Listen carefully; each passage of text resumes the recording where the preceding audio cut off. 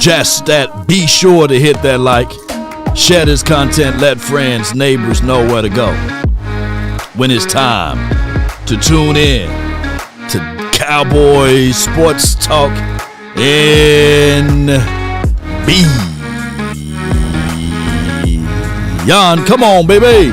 Mama said there'll be days literally just like this one. Free money. I like it. Come on with it. And let me know if the audio is straight. Put a 1 in the chat if the audio is straight. Let's get this thing going one way or another.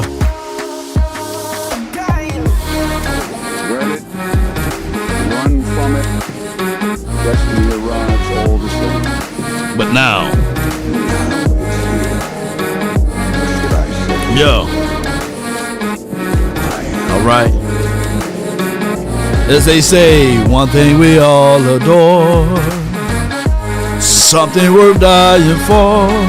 There's nothing but pain. We're stuck in this game, searching for fortune and fame.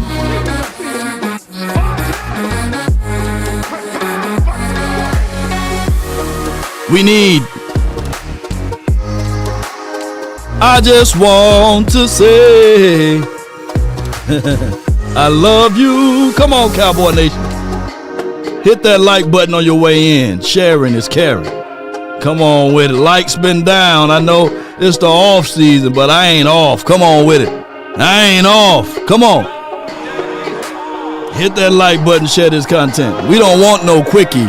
We don't want no quickie show. Come on.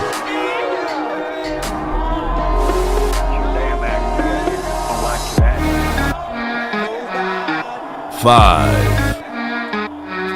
4. Sharing is caring. Sharing is caring. 5.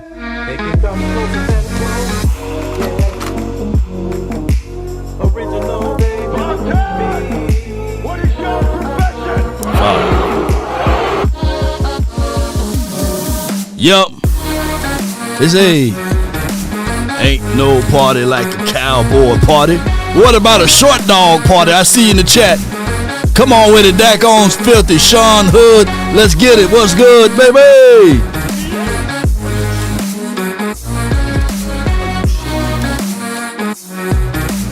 Five, 4, 3, 2. Come on with it. Ah. Hey. Ho.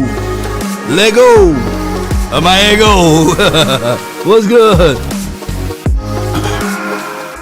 Good morning, good afternoon, and good evening. Okay, all right. Appreciate y'all so much. Shout out to you, Stephen Cowboy. No talk of violence today. Yeah, I'm here. Shout out to you. Franklin, what's good? Franklin and Franklin, shout out to them too. Yeah, free agent till I die, And appreciate everybody. Shout out to the comedian Victor. Man, what's good, man? Been a long time since I seen you up in here. Let's go, man. In the words of Michael Parsons. Let's go, man. Let go. Let's go. All right, so it was news reported today that the Cowboys and all of the 31 other teams. Let me know if the audio is straight though before I go too far down this thing. And all of the teams done said, take the money out. Come on, come on, come on, come on. Wasting my time now. Yeah, come on, come on. Yeah. So when we start talking about these things and getting things going in the right and proper way too. Marky, what's good with you? Yeah. Take the money out. Yeah. Shout out to Marky. What's good, man? All of the family. We are family. Come on. Audio good? All right, good. But let's talk about the money. Big money. I like it. Now, my guy Mike Fisher did some homework over here. Cowboys plan to free I'm going to put free in there, $100 million in cap room. I think he couldn't put free up in there. But free at last. Thank God Almighty, we got money and we free at last, right? Cap of 2025 worksheet path to $100 million in cap room. $275 million, but $270 million in cap liabilities. No space, but carry over to 25 equals 300. Enter with 30 in space. Right now, Dak is $90 million. Oh, my gosh, that's a lot of money. And then Lamb is 35. Michael Parsons, 20, give or take. That's $145 million. Two of them is 45% of 275% cap, or 275 cap, and that's millions. Man, that's a lot of millions, man. Toxic Tongue, appreciate you. 3 of the 53% of the 275 cap. But here's the booty of it all. We're going to put this butt in here. Flip Dak to 50 to save 40. Flip Lamb to 15 to save 20. Sign, say it with me, Michael Parsons to 10, save 10, save and spread 70 million, 25%, 30 plus 70 equals 100. Shout out to Mike Fisher in the Fish Report, man. Oh my goodness, man. I really appreciate this particular situation for the nation. Shout out to you, Marcus Warner. Appreciate you so much for jumping in. So here's the thing. We've been talking about money for a long time, and I've been saying that money, far as the cap and stuff, is not a real thing. Can you imagine getting a $53 million increase at your job? Every year, somewhere around the way, you getting money on your job. So what my guys called in, when Dr. Q called in, he said, or was it B-Bird? One of those guys, man, they're really smart and crafty when they call in. He said that basically when you are good like magic, the no-look pass, it's all calculated. I know where you're going to be at on the court. I know how to read the court. So when I make the no-look pass and it gets into the hands of someone else and they shoot the shot and make it, that's all calculated. Some will say, hey, that's luck. But write this down, ladies and gentlemen. Luck is when preparation meets opportunity. Let me say this again. Luck is when preparation meets opportunity. R. Williams, Take the money out! all right, he states that, hey, Law, it's my birthday, man. Hey, happy birthday to you, man. Thank you for traveling all around the world once again. Appreciate you. Or the world travels around you, man. Appreciate you. And happy lunar solar day and happy birthday and all of those sayings. Appreciate you. Ed Montgomery, appreciate you. And Marky Franklin says, what about Najee Harris? I would say this, though. Leave no stone unturned. And my stance on this, even if you go try to do a Najee Harris, he's been 1,000-yard back every year, Roll Tide and all of this stuff. But whoever we pick in the free agency with the coins that we have, be sure to still go into this draft and draft your running back, right? But I think that could be the situation and scenario, right? And that's all I'm going to say with that. When we start looking at these monies that we have and what we're going to utilize and use in the free agency and how we can expound upon that, because one of the things that we've been hearing from this particular team and organization is violence. That's what I did earlier this morning. We talked about violence. And I don't need a docile running back. I want a running back that can stick his head in between A gap and get you some yards. I want a running back that's not afraid to squeeze in between the B gap, right? I need a running back that can get onto the edge and get upfield. All of those things can happen, but we got to have a core philosophy. And speaking of that, let's listen to this coach right here. Choosy about when you're doing it. What do you want your offensive lineman? The same thing that I want from every player on offense. Listen. And that is to create violence in the game, be aggressive, run, hit. I think that every decision that we make schematically needs to lean that direction. So if there's gray area, what is going to allow these guys to play more free and run and hit and be violent? That's what we want.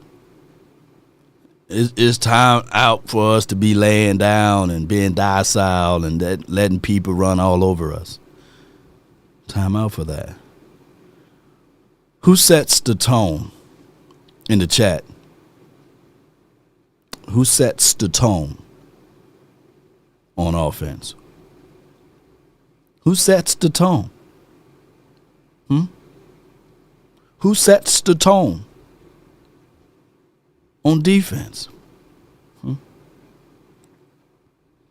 In the last 10 years, 15 years, 20, who's been setting the tone here? You know, who's been, in the words of my guy, let me crack your cranium and fertilize your brain. Who's been setting the tone here? So, O-line, okay, woo, baby. Yeah. Trenches, trench warfare. You win and lose down in the trenches. You do. And those picks, normally not gaudy picks, sexy picks, and things like that. But you got to even, look, I go back to this saying here. In the 90s, when we had the great Jimmy Johnson, there wasn't a lot of first-round draft picks on that front five, right? Journeyman. Man that we flipped from defense to offense, right? People that they overlook. But when you have a scheme, a philosophy, and a principle put into place, all of a sudden, just like that, you become what you do the most. I'm not going to turn into Earl Nightingale here, Fields of Dreams. I'm not going to turn into that. But what I'm saying is basically the Cowboys need to continue to focus in on the trenches and on top of that with scheme and philosophy. Not saying that with the 12th pick of the NFL draft, the Cowboys select Will Campbell. I'm not saying that. No. What I'm saying is collectively, make sure that you bring in the guys that's going to deliver the violence here. That's what I'm looking at. We need offensive line like 92, 93, 95. And this is from Moon. Appreciate you. Javon Holland, yes. But before we can go down that way, we must understand the principles of where we at right now from a remuneration aspect of it. Since this been updated and is still, like I said, these are not tangible or real numbers. They could be off a little bit. But we are seeing that we're out of the red. We got $2.4 million. We can round it up to 2.5. And we can still spread and scrape things out and get things going in the right direction. I did manage to listen to my guy, RJ Ochoa, and he said, man, we got so many needs, Law, and let's pull up that video right quick. That's the thing. For anyone who does not understand, someone is going to look at the Dallas Cowboys roster today or in our current moment and is going to say to themselves, wow, this roster is so bad. How did it get to be this way? And the answer is because this is the attrition that has taken hold over the course of 2 years now. It isn't hyperbole. It isn't exaggeration. It isn't being silly to say that the Dallas Cowboys did quite literally nothing a year ago. Last offseason, they did effectively nothing. Did they sign Eric Hendricks and bring Zeke back for vibes or whatever? Yes, those things technically happened. But the Cowboys saw themselves get worse in 2024 and then played worse across 2024. And so here we are now, and they're getting even worse, and injuries have happened, things have taken their toll, et cetera, et cetera. So that's how you can look at a roster like this and say, wow, this is a situation that is quite dire. And when you're looking at it through that lens, which I think is fair and is objective and is real, I don't think that you can rationally say that they can draft somebody like Ashton Genty. I'm not even completely against the idea of drafting a running back in the first round. I think if you are a team who's well-equipped, a team who's well-stocked, if you're a team who has an adult in charge, then you're in a position to be able to pay that luxurious price. But that's what this is. This is paying premium rent when you can't afford that right now. If you're the Dallas Cowboys, you got to get a 1-bedroom apartment, guys. You got to get a studio apartment at this particular point in time. You do not have the flexibility to go out on a limb and spend a premium asset like this on what is a luxury in a technical fashion. Is that unfortunate for those of you who want Ashton Genty? Certainly, I'm sympathetic towards that idea, but it would be irresponsible allocation of resources for the Cowboys to go down this road. Now, that is a good point here, and I appreciate his objective analysis on that. But what you can't afford as well is drafting an offensive lineman that may or may not give you the results. Here's the reason why. The draft is such a crap shot, right? You be sitting back thinking, all right, well, we got this massive offensive line, and we're sturdy up front, right? But you still have to put the ball in the belly of a running back that can get you over the top. And the Cowboys, granted, we can look at Rico, we can look at Ezekiel Elliott, Deuce Vaughn, who else we had here last year, toting Hunter Lukey, and say, yeah, we supposed to be able to compete with those of the NFC East when they don't have the same constraints.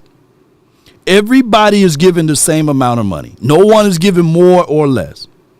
And how you manage your money, how you control your money, and how you take the calculated risk can get you up out of that 1-bedroom apartment, right? What is your rich life?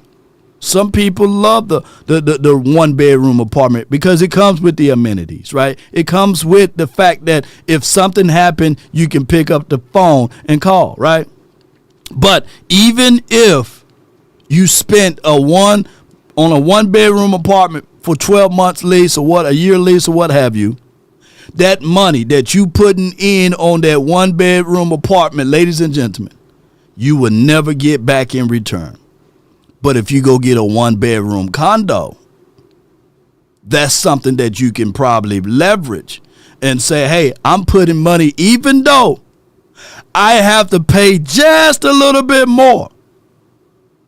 When it's time for me to move, I can collect some remunerations, even if it's more money. So what I don't want you guys to do is take your coins and take your money and be safe with it. When everybody else is investing into the future, when I put out that video earlier, I said, hey, low risk, high reward. Yes, it may cost you a little public backlash if you go get a Nick Chubb, right? It may cost you that. And say, oh, the Cowboys getting 2 broken down legs of a guy, right? But what if he hit? Law, do you have any resources on that? Yeah. I hate to bring these boys up, the Eagles. Cry, Eagles, cry to the land of misery. But they've been winning, though. And they took the risk. It was a calculated risk. Saquon Barkley. Not saying that Chubb is him. No, I'm not getting at that part. But what I'm getting at is that just because they went and got a Saquon doesn't escape the fact that they went into a draft and they still drafted a running back. Did they draft the running back last season? Yeah. But what the Cowboys tend to do is say, hey, we're not going to move at all. We're going to be a stick in the mud. No, you got to take the calculated risk. You got to. Neither here nor there. When teams look for the future, they don't hesitate. They take those calculated risks, and it pays off. Joker World, appreciate you. Thank you for your support. States.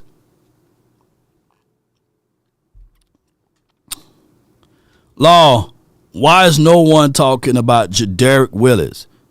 He'll be a perfect right guard, in my opinion. I see Mekhi Benton or Beckham like impact.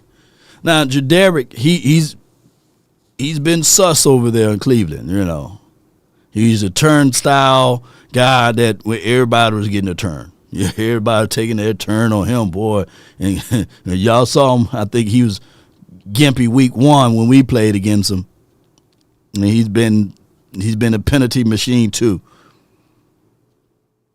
But if it's dog water for Jadarius Willis and he's a former first or second round draft pick, then take a shot at him. But he haven't played up to his potentials, unfortunately, Joker World. And I like Jadarius. Shout out to him.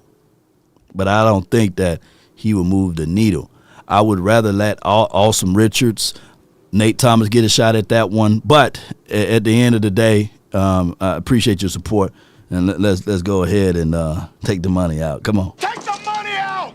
I'm all of it. Yeah. But, and salute to RJ Ochoa. But these are the ways that you got to take the calculated risk. Think about when they announced the news that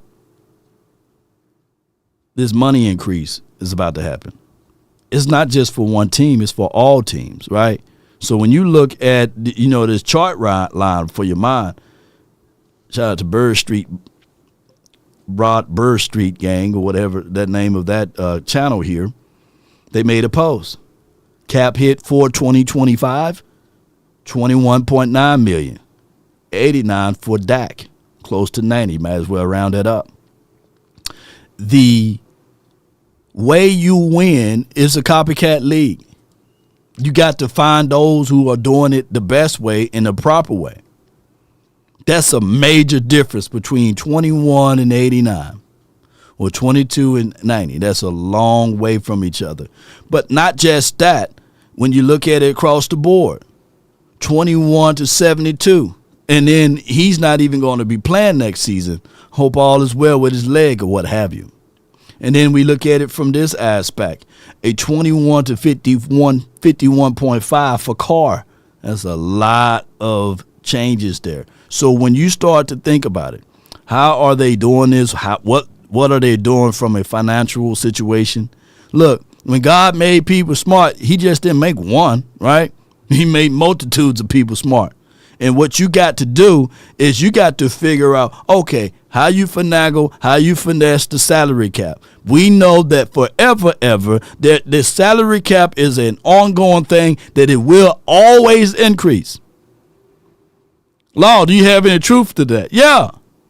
The doggone salary cap increased when we had the pandemic. It increased, right? I mean, God dog, the money increased. It didn't decrease. And everybody else was losing money.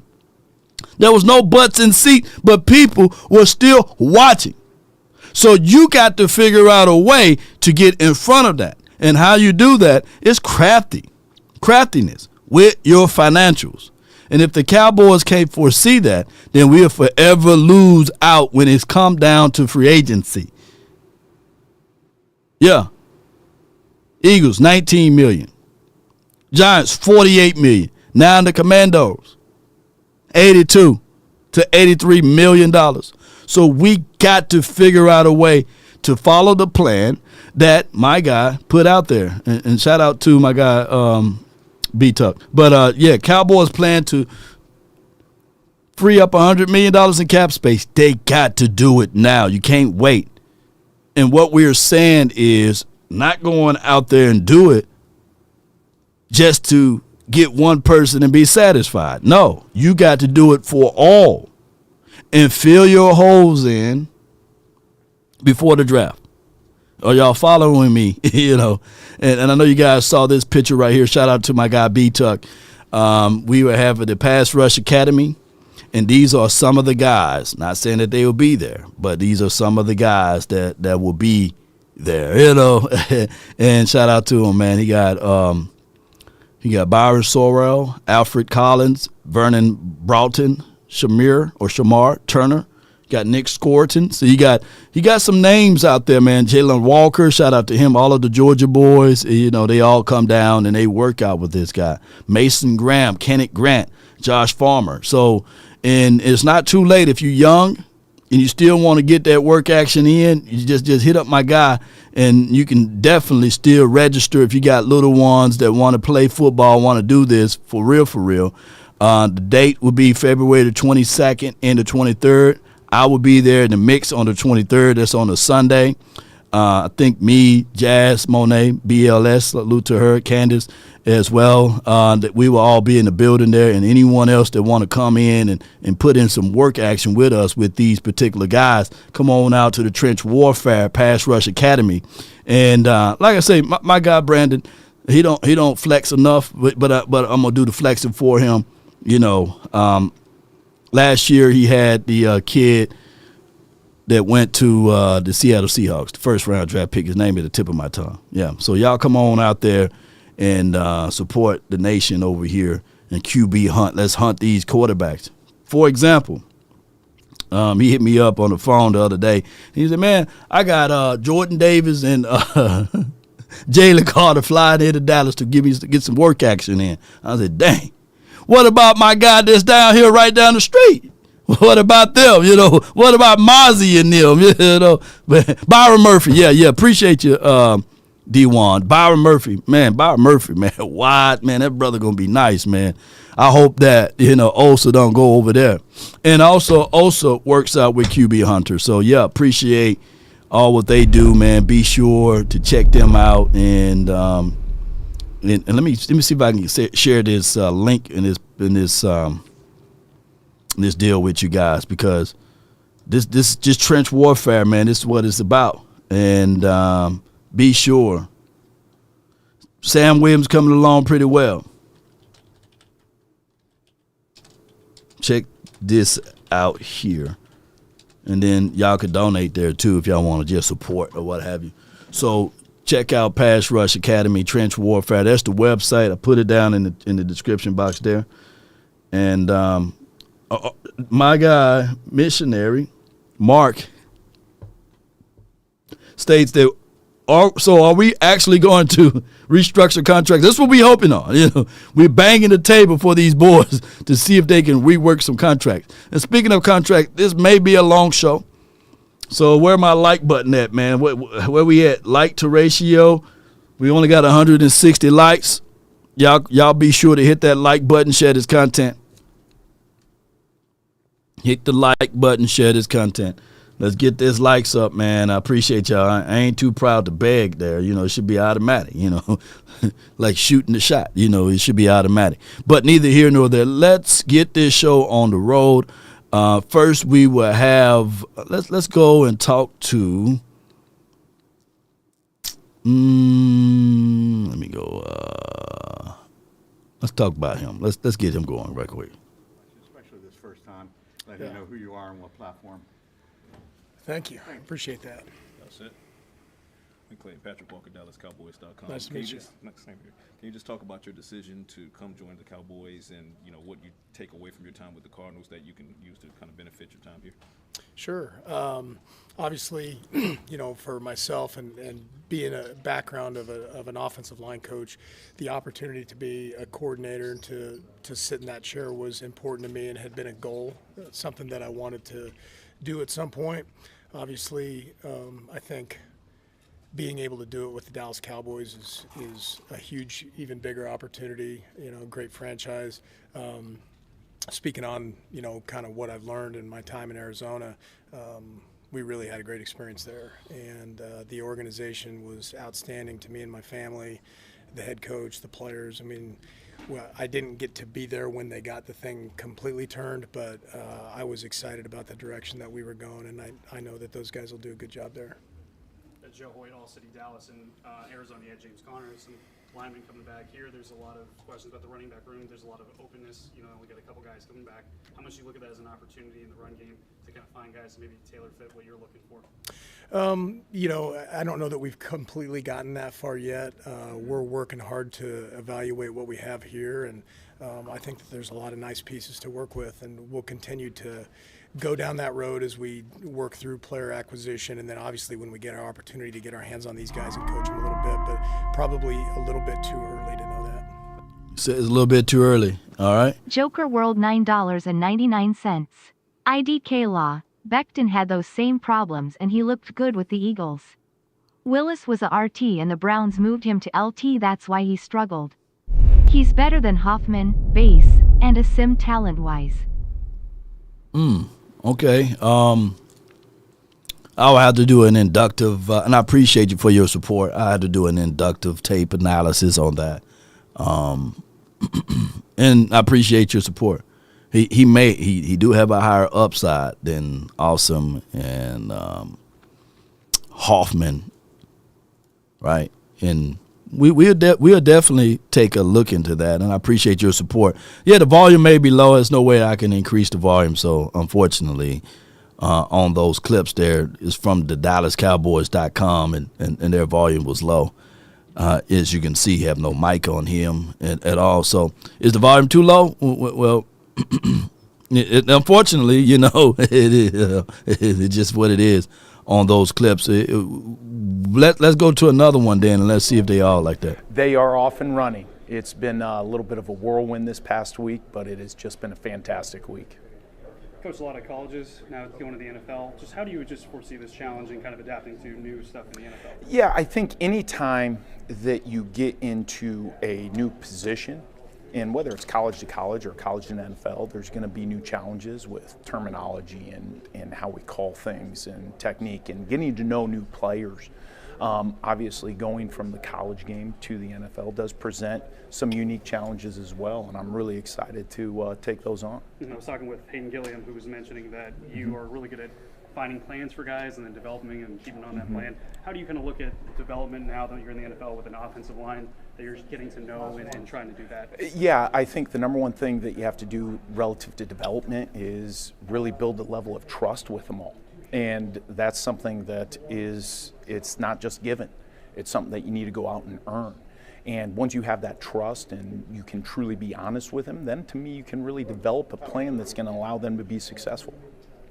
No doubt. So getting the chance to talk to BB and trying to get more information on Connor Riley, I can say this, that they're going to implement some things that they did in Kansas.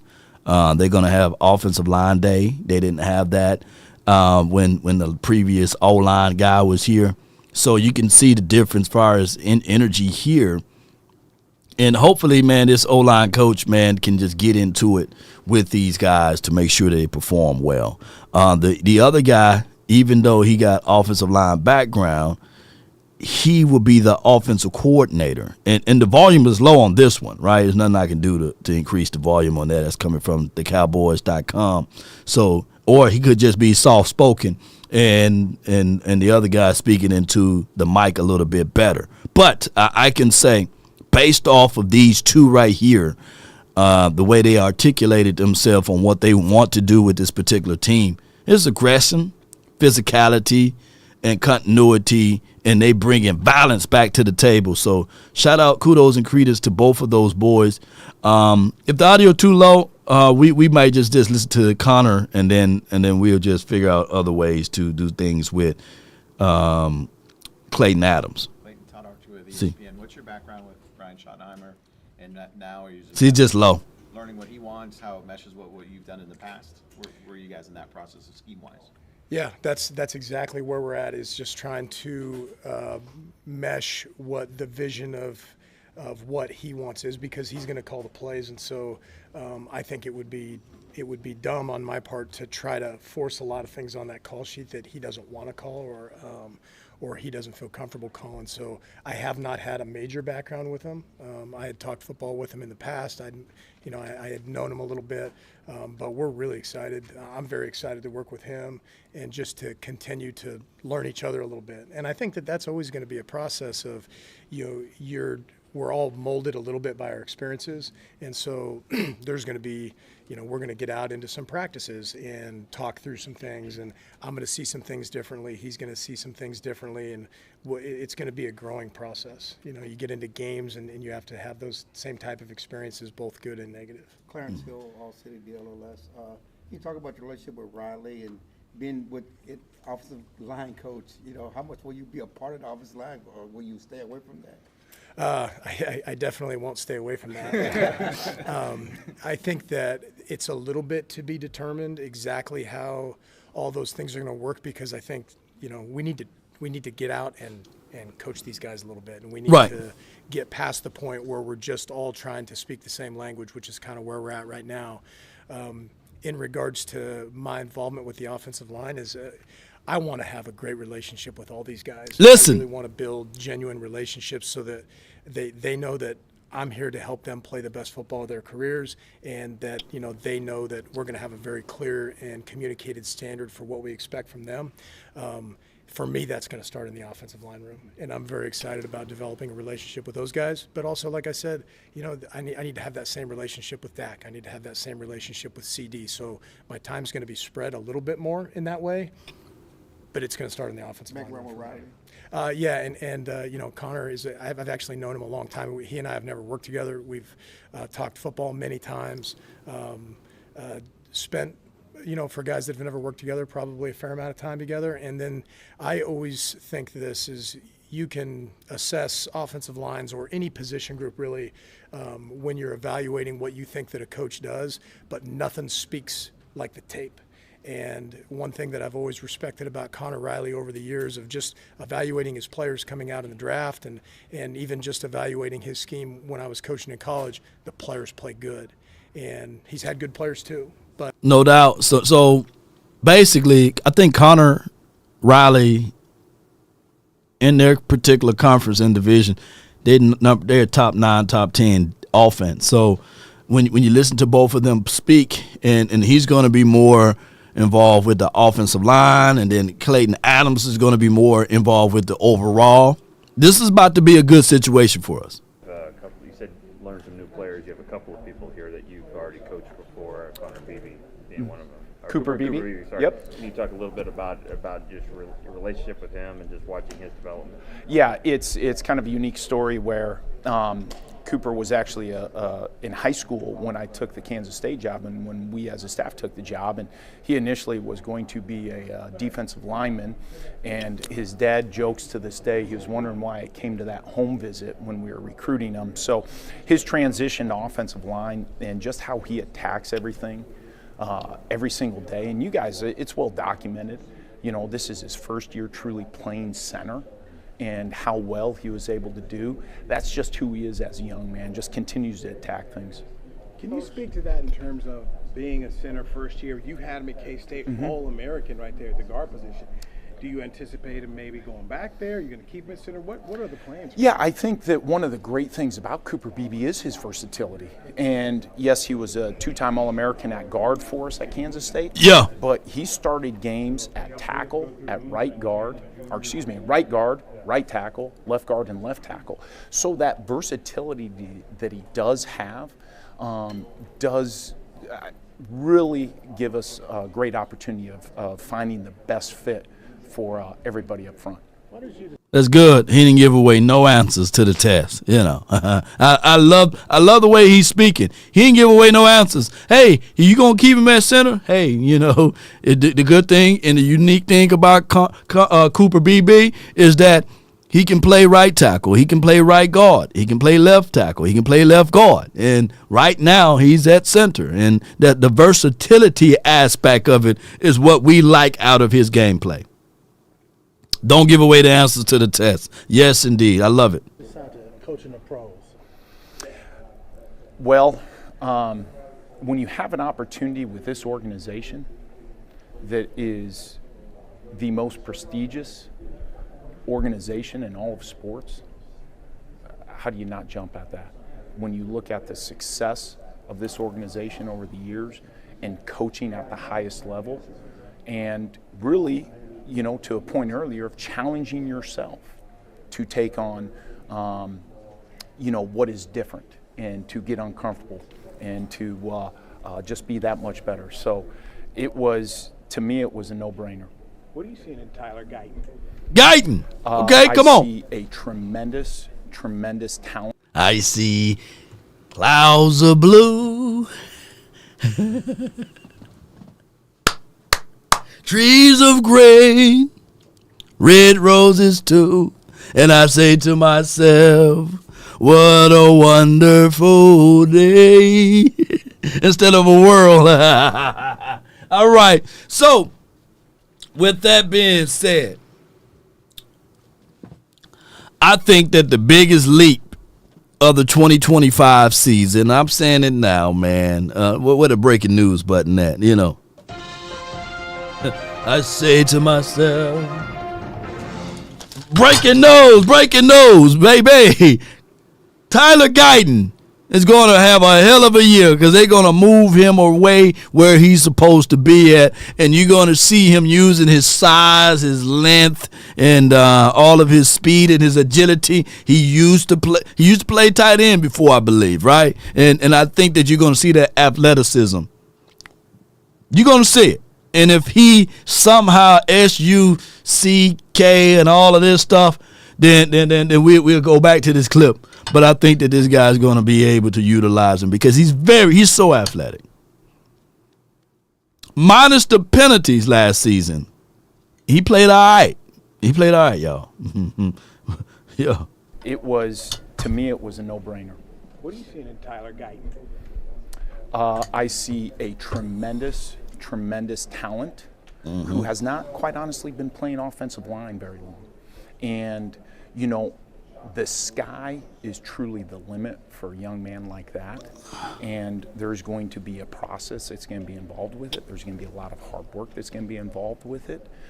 He and I are just getting to know one another. Yeah. But, he has a tremendous skill set. Is part of it switching? He was a right tackle mainly.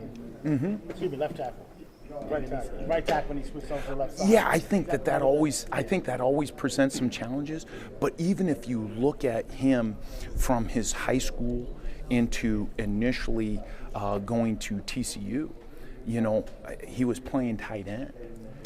And then any time that when a coaching change occurs and you do transition from one school to the next, there's that whole next learning curve as well. So I think he's a tremendous young man, and my interactions with him, and am really excited to get to work with him. What kind of mentality do you want out of your offensive lineman? Mentality! Well, and I think it's very well known that we need to have a physical identity. And what did he say, ladies and gentlemen? What did he say? Come on, man. What did he say? Come on with it. Yeah. Where my button at? Spartans! What is your profession?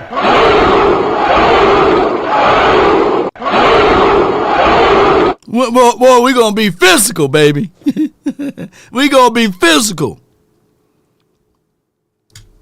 We haven't heard those days. We haven't heard those wordings in a long time. Yeah. Come on with it. Let's go. Let me rewind for your mind, man. Come on.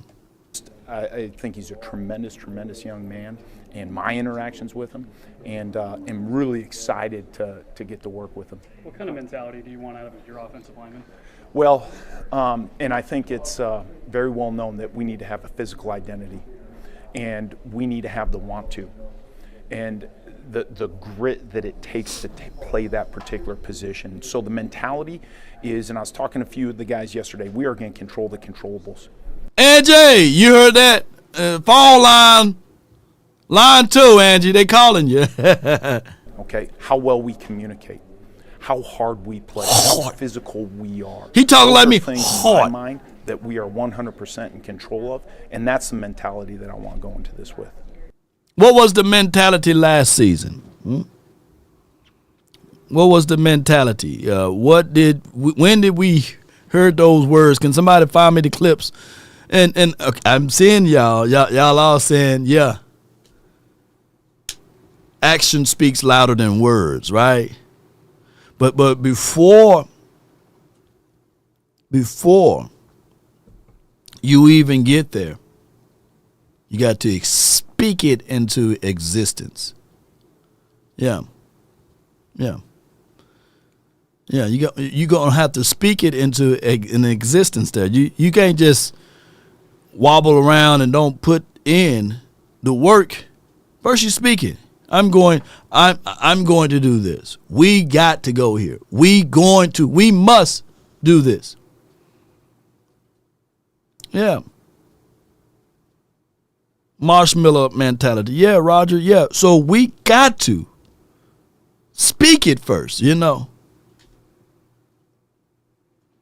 Connor. Patrick Walker, DallasCowboys.com. Hi, Patrick. Obviously, as the offensive line coach, you're going to have collaboration with the running backs room and the running backs coaches.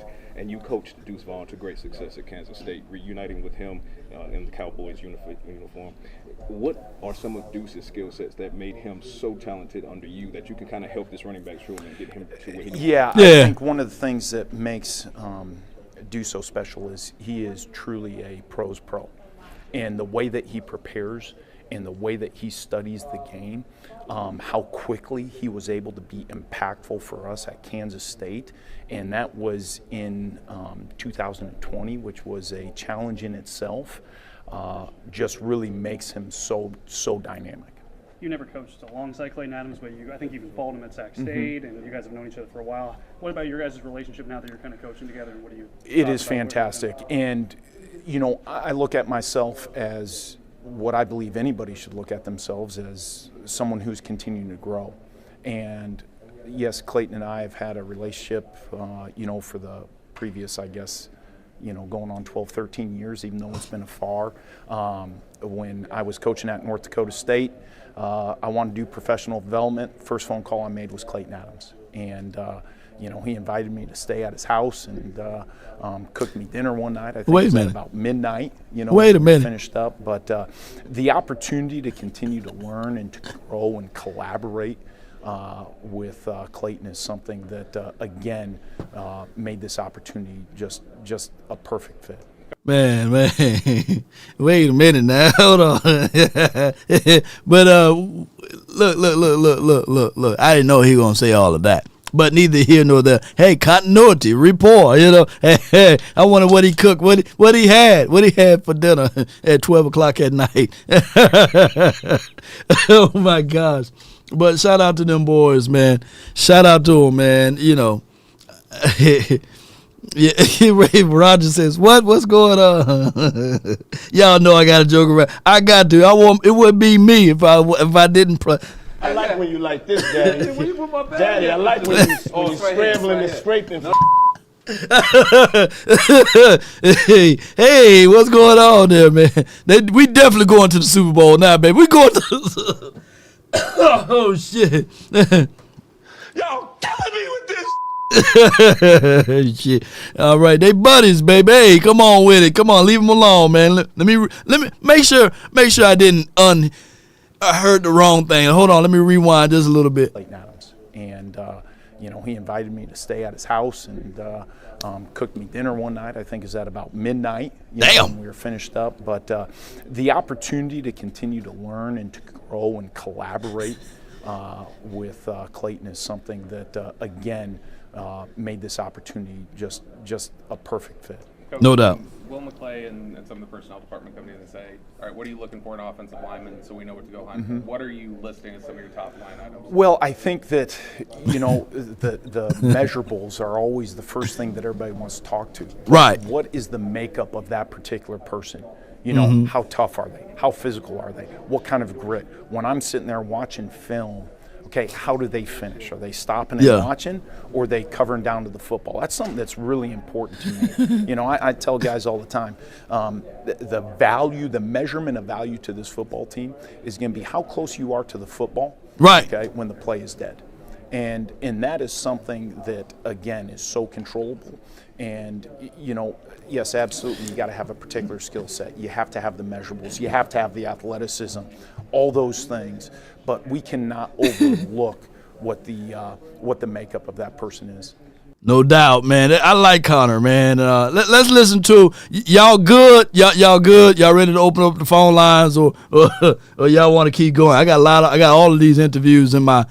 Let me see if Ken Dorsey went over to somebody's house at 12 o'clock. You know, come on with it. but shout out to Connor Riley. With all jokes aside, man, shout out to him and Clayton Adams. You know, somebody said leftover Chinese food. I don't know what leftover Chinese food tastes like, though. Leftover Mexican food, you know, you can finagle that a little bit. But anytime I had leftover shrimp fried rice, I put that. You can't put that in the microwave. This is what I do. I get a little soy sauce. I pour the skillet out, and then I just dump all of the rice and the shrimp back in there. Shrimp. Yeah. I put it back into the damn skillet, and then I reheat it that way. It tastes terrible when you put it in a microwave. What y'all do? Do y'all do that? Let me know. Let me see how similar I am to you all. Do you put a little soy sauce, and then you put it back in the skillet, and then you scrape it around and put a little butter in yours. Do y'all do the same thing, or it's just me? When you're eating leftover Chinese food. Yeah. Okay. All right, good. Yeah. It's about to say the hell you can't. Yeah, I reheat the food. Yeah, sure. Yeah, okay. All right. Come on with it. Steam it back up. Yeah, sure. It'd be good. Hell yeah. Come on with it. But you don't put it in the microwave, though. Yeah. You hoping to bring to Dallas with your past as a coordinator and kind of a new spot here for you? I think anytime you come into a new situation and a new group of coaches and a staff that Shai's done a great job putting together, you just try to bring your past experiences, your value, another set of eyes within the realm of what we want to do systematically. And I think Shai's laid that out very clearly to everybody. And that's what I'm excited about. There's a very clear direction, a very clear vision. Appreciate you for the 50, Rodney. There's no gray. And when you have that as a coach, it's very easy for you to say, okay, here's how I can help.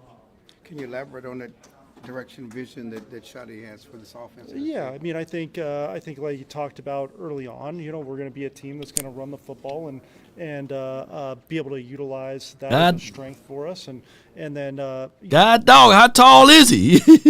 Oh, he's standing up on a podium. I mean, God dog, Ken Dorsey, he looking down on my guy, Clarence, but he sounds very calm, and he appears to be level-headed in this one. I'm not getting the hot Ken Dorsey here. Utilize our guys and be able to adjust our system based off of our guys' strengths. And I think that's very important in offensive football, because in the age of free agency, draft, and everything, you don't want to pass up on good players that can help you win. Because he doesn't fit this or that. If we can adjust and bring in, and utilize the players we have and utilize them in that way, and then whenever we add those pieces, to be able to utilize and maximize them. Coach, I'm sorry, Calvin Watkins. No, yeah, good. How do you evaluate quarterbacks who might not want to work? Yeah, pull that mic closer. Say, well, the tape is. Yeah. Or how much you look into that? I think that's a great question. Nowadays, fortunately, you get to see these guys make a lot of throws. And whenever you can work them out individually, one-on-one and whatnot, to be able to see them make the throws within your system and maybe some of the different throws they didn't make in college is very valuable.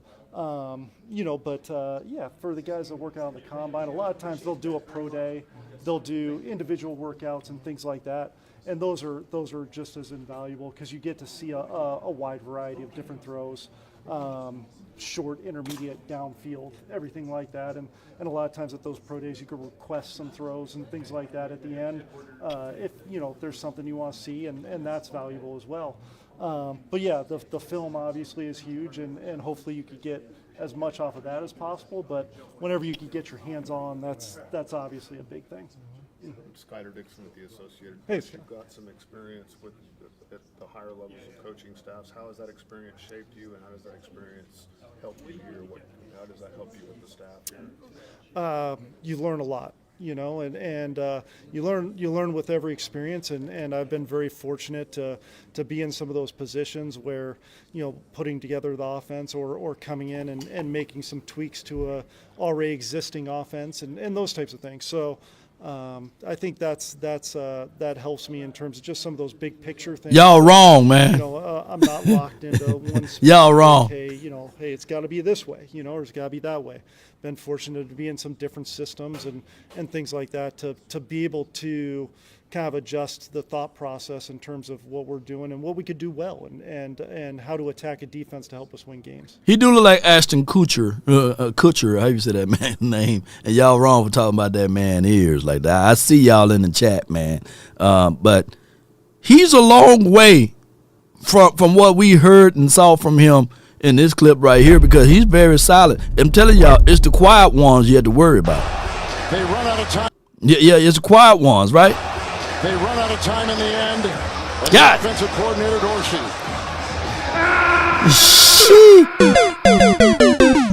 Damn, y'all better leave Ken alone. Y'all better leave Ken alone, man. Shoot. Y'all better leave that brother alone. The calm and quiet ones, shoot. Y'all better leave brother alone. Yeah. Y'all better leave him alone. Him in his ears. Coaching's a tough business. Guys bounce around. Yeah. Why do you think it work out the last 2 jobs? Got a super chat.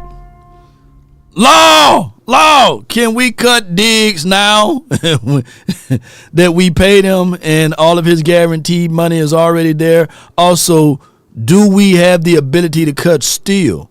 I think it'll be a post-June 1 or something like that with Steele. You save $10 million, but keep in mind the rest of the money you still had to pay off on a dead cap. So far as the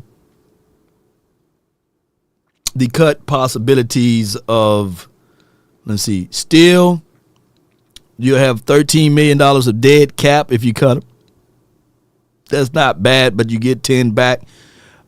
Diggs, if you cut him, you get $12 million in dead cap. I don't know what the relief will be. I'll have to click on this right here and take a look at his contract here. Appreciate you for pulling this up. And thank you, JB, for your $4.99 for your mind. Let me see here. His contract goes into the year 2028. If you cut him, what year is 2020, 2025? I think that his contract plays into your favor versus against you. I would rather hold on to him and use him as trade bait versus cutting him. And his contract, he's only counting 5 and 6 and 7% down the way. So you done already got most of that money. The Cowboys did one thing wise with him. They paid him a little early, and they gave him all of his guarantees up front. So I wouldn't play around with it, because if he come back and that bone-to-bone thing is all good, then you won. But if you want to get rid of him, make sure you get something back in return. I'm not of the belief you just cut Diggs straight up and don't get nothing back in return but cap leave, because you're only talking about 6 and 7%. You get what I'm saying? I don't think that his contract is even is worthy of cutting, Far as now is worthy of trading. Now there's a fool every second, They would probably give you 2 first-round draft pick or a first-round draft pick. Then you can do something like that. But I would say for Diggs, who could be one of those ones, as my guy Louis T would say, what you got to do with Diggs is be patient. Just be patient. Don't rush him. Let him heal completely, and then we'll see and do our evaluation from there. Remember, DBs, he's only 27. He got at least, until they start falling off, 30 to 31. So you got a couple years on him, man. So I wouldn't do that. Now, as far as the entertaining of Terrence Steele, let's see what he looks like with this administration. I wouldn't knee jerk and cut him, even though you'll save $10 million. Let me see what his percentages are. He's only counting 6% of the cap. So it's not like you don't have room to maneuver things around because you're paying Terrence Steele. Majority of his money is already paid for. So what you got to do here is let's see if he can look differently. keep in mind this will be his third offensive line coach in 3 years. So, let's see how these guys do with these type of things. And I get it. I know people made storylines of T Steele being a turnstile Steele. But anybody that do all of that pass pro and versus getting them on the run, going to look terrible. I think that the Cowboys, when you utilize him in the right and proper way, getting back to run, Steele is really good when you put him out in space. So let's look at it from that aspect, if I can speak freely on that. Okay. Unfortunately, just kind of the way it goes sometimes, and obviously last year just didn't win enough games, and that's the way it is. I think we were able to do a lot of good things and kind of bring some things to the table in the pass game and things like that. But at the end of the day, we gotta be able to win football games, and when you don't, then there's always those possibilities, things happening. And it's a tough business, and sometimes I always equate it like this. In life, you're gonna get knocked down. You're going to get punched in the gut. It's how you get back up and keep swinging, keep fighting. And that's the approach I always want to take, good, bad, or indifferent, whatever happened. Being on, obviously you were in Cleveland last year, Buffalo before, and other places, but what did you know about the Cowboys? What were your perception of the Cowboys before, from the outside looking in, and what do you see now? Good question. Yeah, that's a really good question. I think good one. Outside looking in, obviously you see the roster that's put together and the playmakers that we have, obviously Dak and the line and just some of the physicality that we have up front and those types of things. So you see a lot of those tools and a lot of those different playmakers and things like that, and how the system and things have evolved over time and just the players that have brought in, because I think everybody here has done a great job of filling back in the holes of rosters when you do lose those important pieces, which happens over time. So I think it's an exciting group from the outside looking in, and I think that's why it's such an appealing job. And then obviously wrong.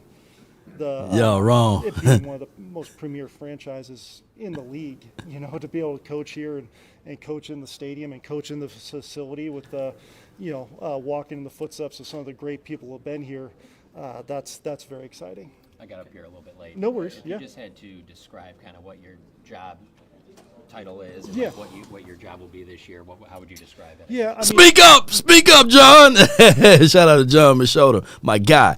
I see AOC in the building, man. What's good with you, man? Y'all be sure to check out my guy, man, AOC, man. We got some things that's brewing up, so y'all be sure to check out my guy over there, AOC. He's law you wild. Hey, man, I didn't talk about this, man. That was you guys talking about this, ears and things. Thank you for tuning in to the Law Nation Film Session. As we take a deeper look at Ken Dorsey's, he can fall off of a building and still live. Why? He can fly with his ears. And remember, let me leave Ken alone. I'm helping out with the offense, obviously, in general, and I'll be able to kind of, go where needed in terms of helping out position groups and things like that. So, it's something that I'm going to be able to help a lot with, tying the pass game with the run game and just some of the pass concepts and things like that. But it's I think more of a big picture role more so than a specific, one lane type deal. Did you have a partnership with Shadi at all? So we haven't worked together, but just known each other for a long time through coaching and a lot of times coaching the same position and that type of thing, a lot of mutual friends. So gotten to know Shai really well over the years, but haven't had the opportunity to coach together. Did that come up as a topic throughout the interview process and just your assessment or overview? No, not during my process. Not a lot of conversations about specifics in that regard. Some of the, just kind of looking at some of the big picture things and that type of thing. And in the interview process was more. He's nervous.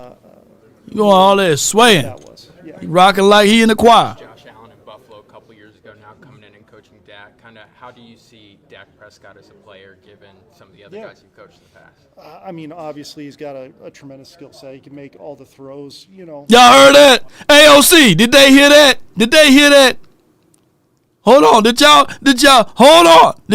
that? AOC, did you hear what he said? He can make all of the throws. Angie, did you hear that? Yeah.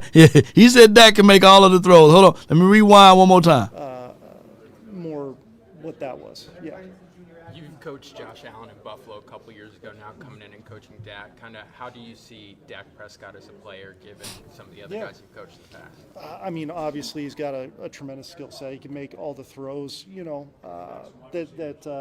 that you can ask for, whether it's short, intermediate, inside the numbers, outside the numbers, anticipating, having to drive it through a window, having to layer it over the top.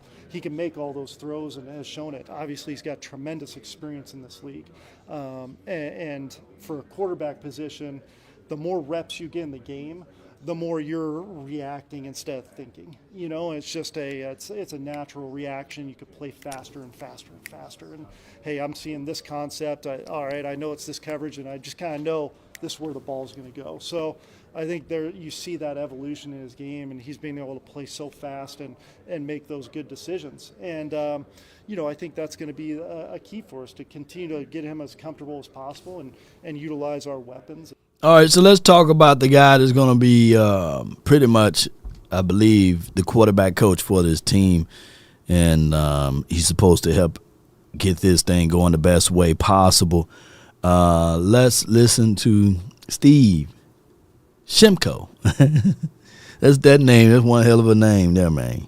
For a long time, Georgia in Seattle. What makes him ready for this moment? Just he's so detailed. Got a clear vision. Been around it his whole life, and he's been around some really great ones up, the last decade or so. I think he understands what it takes. He understands the different pulls it has on him, his family, where he needs to give his most, and just having a clear vision and being a clear communicator with the staff and the players is crucial for him, and he's done a great job all his career doing that. How does he connect with people? Wow, because he's genuine. He's genuine. He truly cares about other people and outside of football.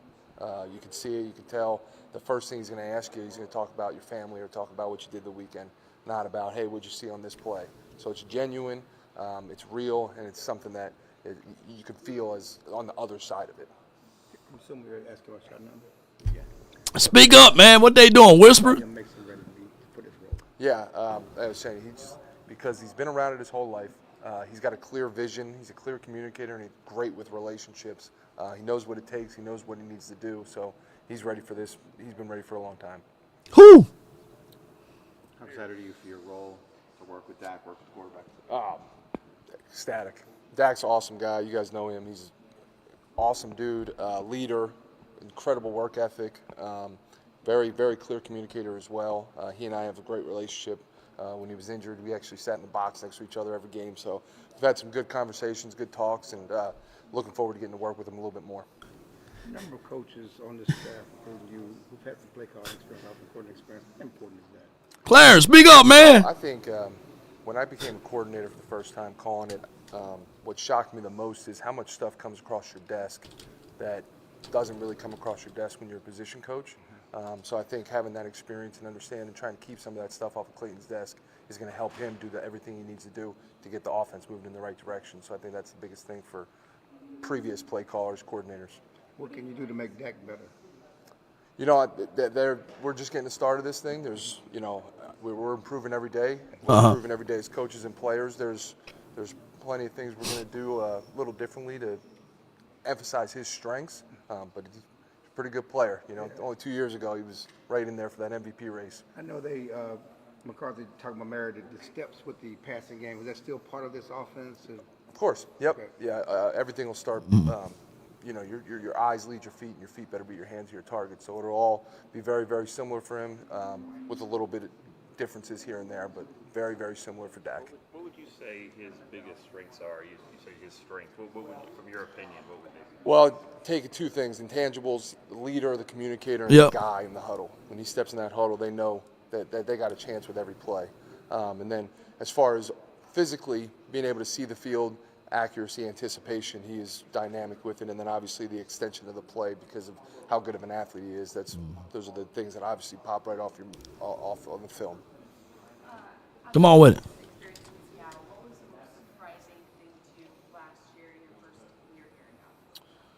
Wow, that's a good question. Obviously, the atmosphere of game day, home games, that was awesome. But just, the different types of quarterbacks you have. You see a guy like Dak, you see a guy like Cooper, both really good, leading their own way. And just being able to see them take full command of this place is really cool to watch. And what do you feel like you took from last year that will help you most in this elevated role this year? Man, all right, so, yeah, y'all wrong, man. I heard what y'all said. Timu version of Jason Witten.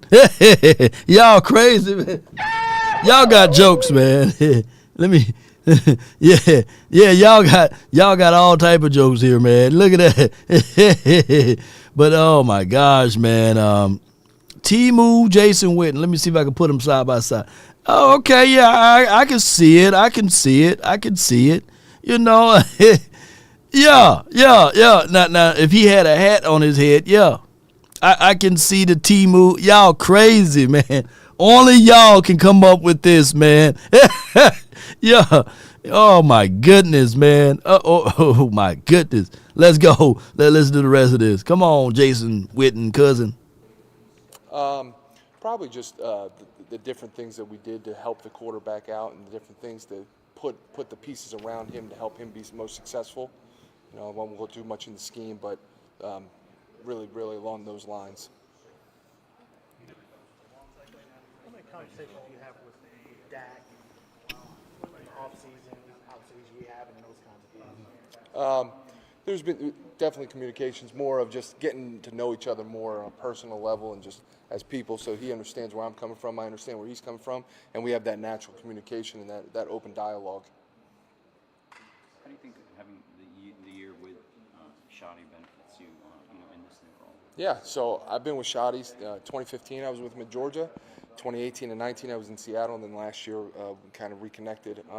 I think just the biggest thing for Shoddy and I is we've been together so long, we've known each other for so long that his vision and his direction between him and Clayton is going to be emphasized in that quarterback room, and I understand how they communicate and what they want to see.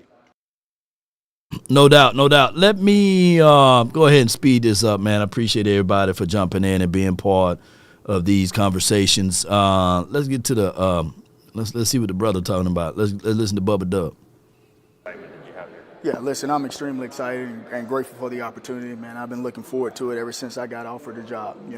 When I came in and met with those guys, I had a really good feeling about it, and I saw, Coach Shoddy's vision and direction he wanted to take this team. So that got me really excited to get here. So I'm looking forward to, moving forward from here. Is it kind of difficult to say how we move forward when you really don't know the running backs room just yet? Yeah, no, you don't. But I think the focus is right now is trying to connect with the guys that are in the building right now currently, and then just try to get together with the guys on the offensive side of the ball and just try to, get the schematics and things and how we want to do things around here, and then try to, mimic or, echo Coach Shoddy's, message for this organization and the team. Schottenheimer's talked a lot, and Clayton has talked about the physicality they want to bring back to the running game. Absolutely. Does that excite you when you hear that? Like, we want to be physical? Absolutely. I think it's a key part to running the football. I think you got to establish that at the line of scrimmage, and then I think everybody else has to follow that method. I think being a tough physical team and a smart football team, I think that's extremely important, especially when you're talking about running football. And how about as a running back coach trying to marriage what you guys do in the running back room with the offensive line? Obviously, you got an OC who was an O-line coach, Connor Riley coming in. How do you guys kind of build that relationship now, before the season even starts? Yeah, I think it's all about connecting. You know what I mean? I think it's the connecting piece and building a relationship with one another and getting an opportunity to really learn about each other and the way we think, the way we operate, and really just building the relationships around that.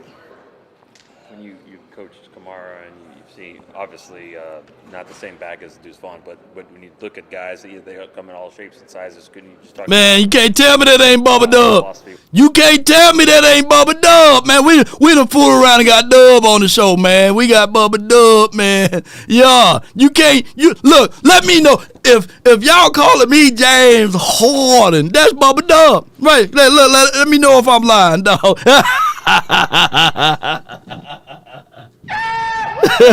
That Bubba Dub, man. Show look trash, you know. Yeah. Trash, come here. Come here. Yeah.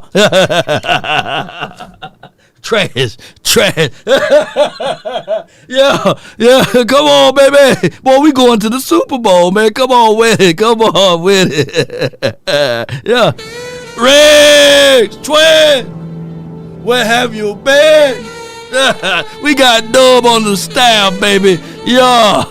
Yeah, let's go. Come here. Yeah. Shoot. I might as well do the rest of the interview just like this. Yeah, this right here. Come on. What's it? Timu Dub.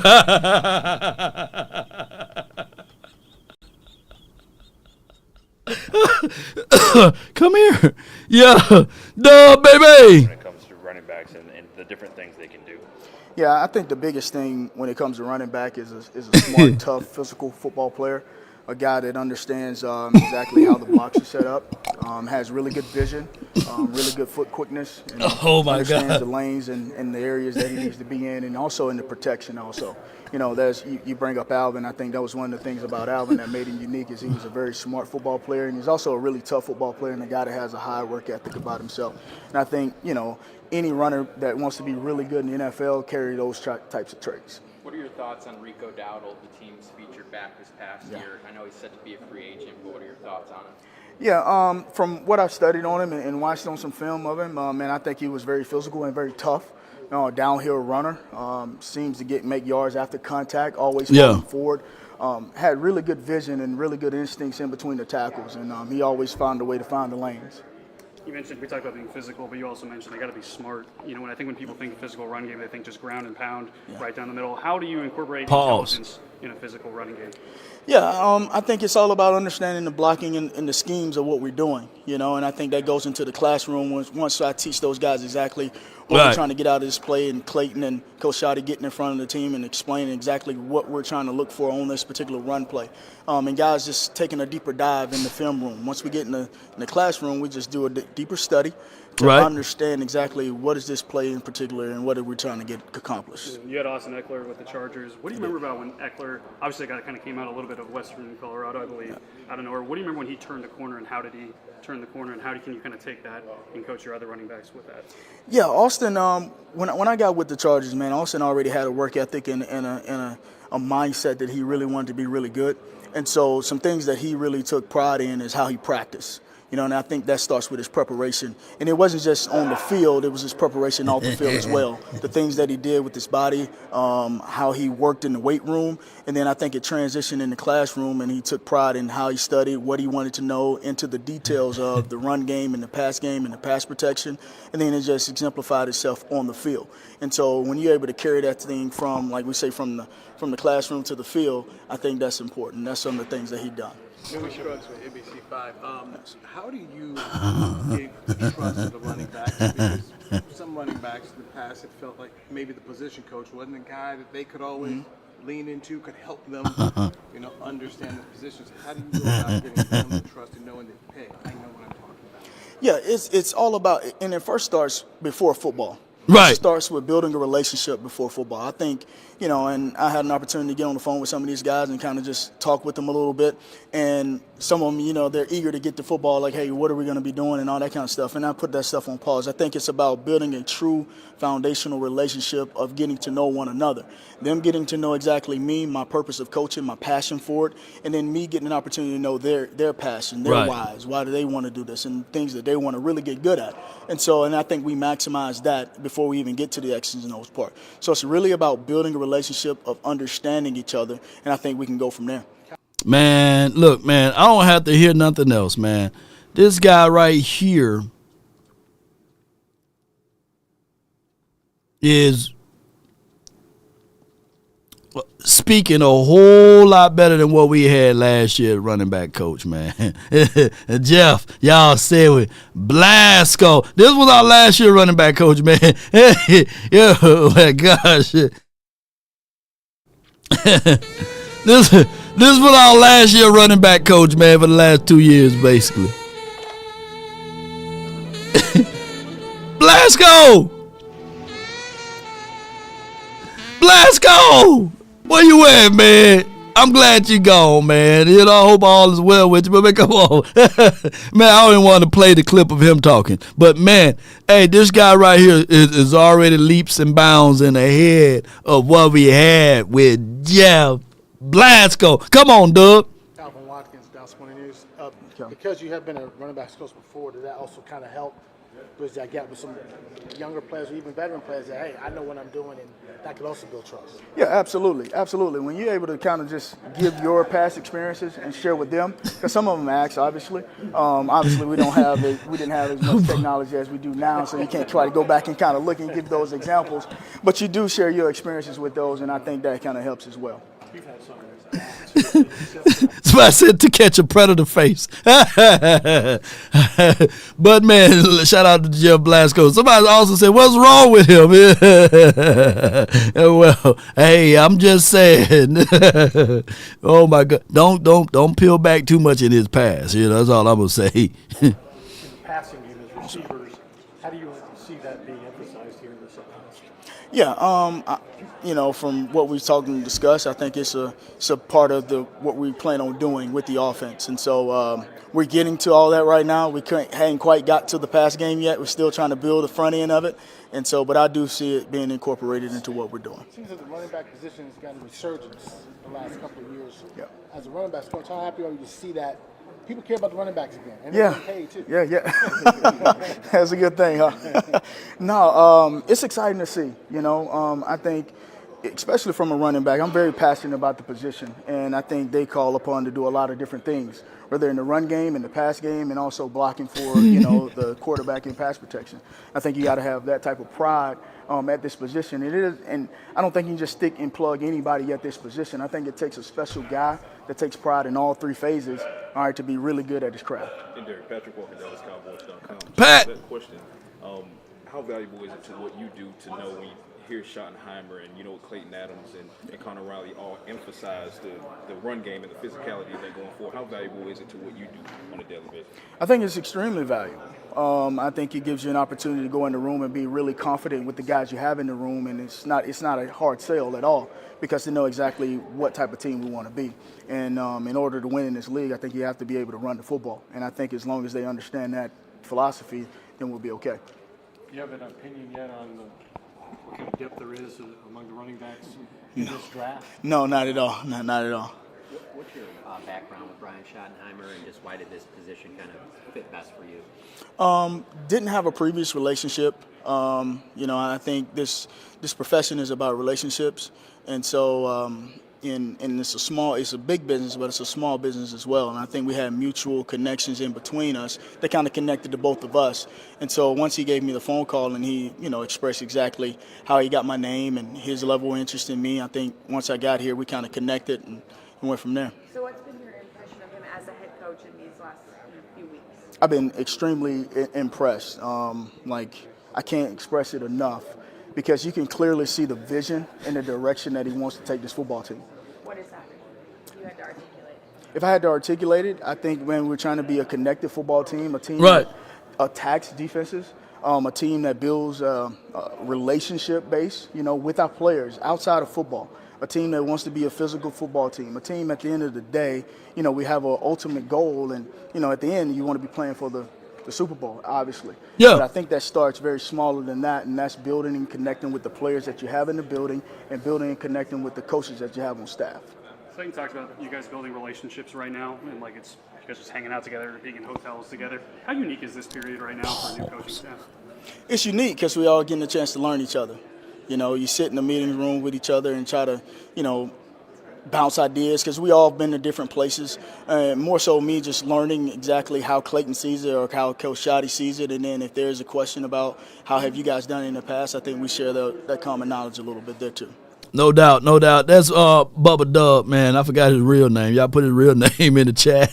I'm for real. I forgot the man's real name. I'm sitting here joking and carrying on, and I forgot this man's real name. But shout out to Dub and them, and we gonna see what we can do to get him on the show or what have you. But salute to him. And if you somehow watching this and you're driving and you're eating your oodles and noodles, and then all of a sudden you swerve because you're like, man, I think that is Dub, right? And then somebody else swerve and they hit you. Who you gonna call? Yeah, it starts with this right here.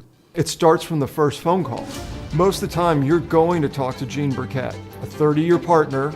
You're not going to talk to some employee that just got put on the phones that day. There are things that are so crucial, especially if it's a cataclysmic event, to have our experts get out and look at the vehicle, witness statements, photos, the whole thing. Call Frenkel first. Chosen by the people, feared by the insurance company. No. Call Frenkel first. Dial. Let me know. Dial all of the threes you can dial. And that's Frenkel and Frenkel Personal Injury Lawyers. You're going to get a partner with a combined experience of 100 years. That's crazy work, right? 214-817 and all of the threes you can dial. Be sure to reach out to Frenkel and Frenkel Personal Injury Lawyers. They're located here in the heart of Dallas. About 9,000 individuals move to Dallas a month. That's a lot of folks. Dallas is growing extremely fast. So why not get someone who's familiar with the lane, the territory, and all of this stuff? So reach out to Frenkel and Frenkel Personal Injury Lawyers. If you can't dial that number, be sure, and I mean just that, be sure to visit FrenkelFirm.com. Someone will be able to help you out from there. Salute, kudos, and credence to them. Let's go. Let's get it. 657-390-7391 is the hotline for your mind. You know, yeah. My guy Garrett says all of them people moving in from California here. Yeah, they are. And then Dallas is at the one of those things, man. If you want to invest and you got some money, you might get some property over here in Dallas somewhere. Yeah, state of Texas is growing. We even got a new part of Texas. The Gulf of America. Instead of American, Gulf of America, baby. All right. Hotline for your mind, 657-390-7391 is the hotline for your mind. Appreciate everybody, man. One of the mods put the number in the chat so I can pin it to the top. Call the line. Call the line for your mind. Appreciate everybody, man, for tuning in too, by the way. I love how all of these coaches on offense talked about bringing Shoddy Vision together. This is from Montgomery. Appreciate you. And, yeah, they scared of Houston. Yeah, I appreciate you. Yes, indeed. One of y'all put that number in the chat there. Okay. Dallas is a comfortable city. I love yeah. It is very comfortable. Beautiful city, by the way. And they got beautiful things. Dallas is full. I'm trying to tell people to stop. I'm trying to tell people to stop moving here, but they continue to move here because they love it here, and they love all of those things. Gulf, GOA, Gulf of America. Trump out here capturing territory. Yeah, he is. Yeah, so that line right here, let me pin it to the top. I like the way Dak owns Filthy. He did that. 657-390-7391. That took some creative ideas to do that. I got from the 202. I was worried for a second. I said nobody wants to call in. But 202, Big Amish Man, you're live on the nation, brought to you by FrankelFirm.com. Talk to me, man.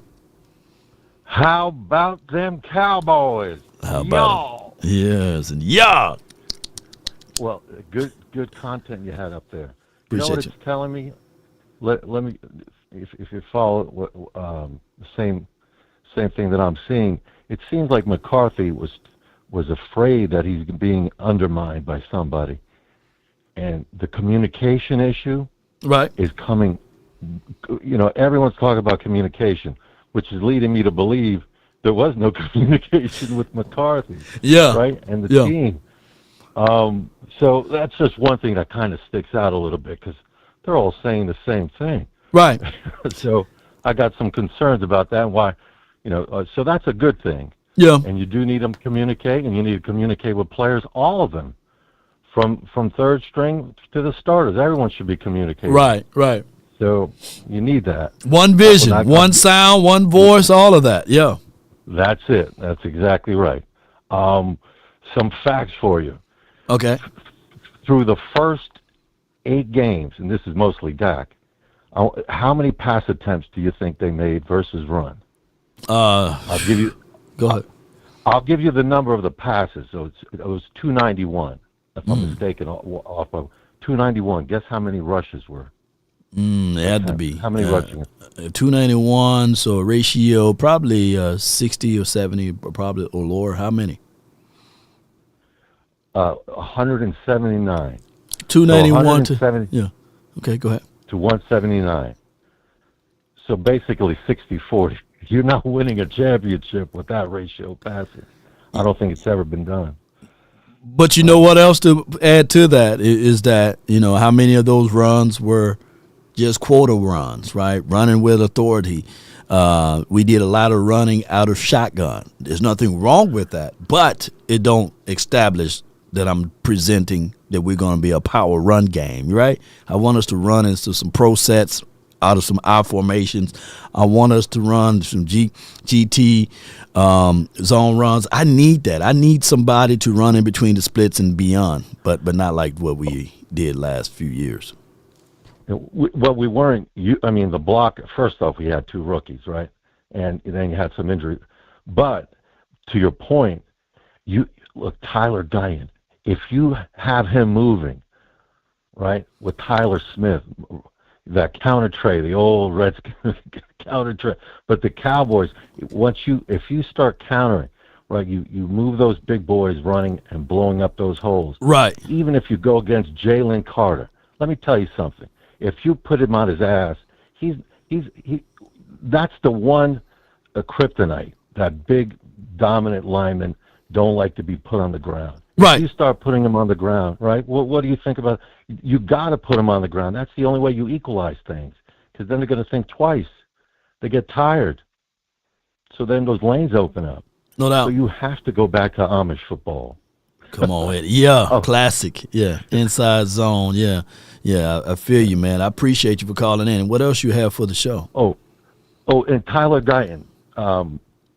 Just his penalties. So throughout the season last year, he had 18 penalties. I think I saw. But guess how many penalties he had in the first 9 games? I don't know. 16. Wow. In the first 9 games. Wow, that's a lot. So that's a lot. But if you look at it in the last 8 games, he only had 2 penalties. From what I got. So it shows improvement. Right. But I like them. I'm glad the coaches are very high on him, because you got to move those big bodies around, especially when they're he needs to run him and put. He's strong, just like Tyler Smith. You get those guys rolling, and you get a good running back, like you point out. I'm all for a good running back, but I think you could get them in free agency too, depending on who's available. Yeah, you comb through it. Money. You comb through it and get it the best way possible. I appreciate you for calling in. Yes. Yeah. You got it. That's big Amish, man. Let me hear you say it. Oh, he gone. He left. Yeah.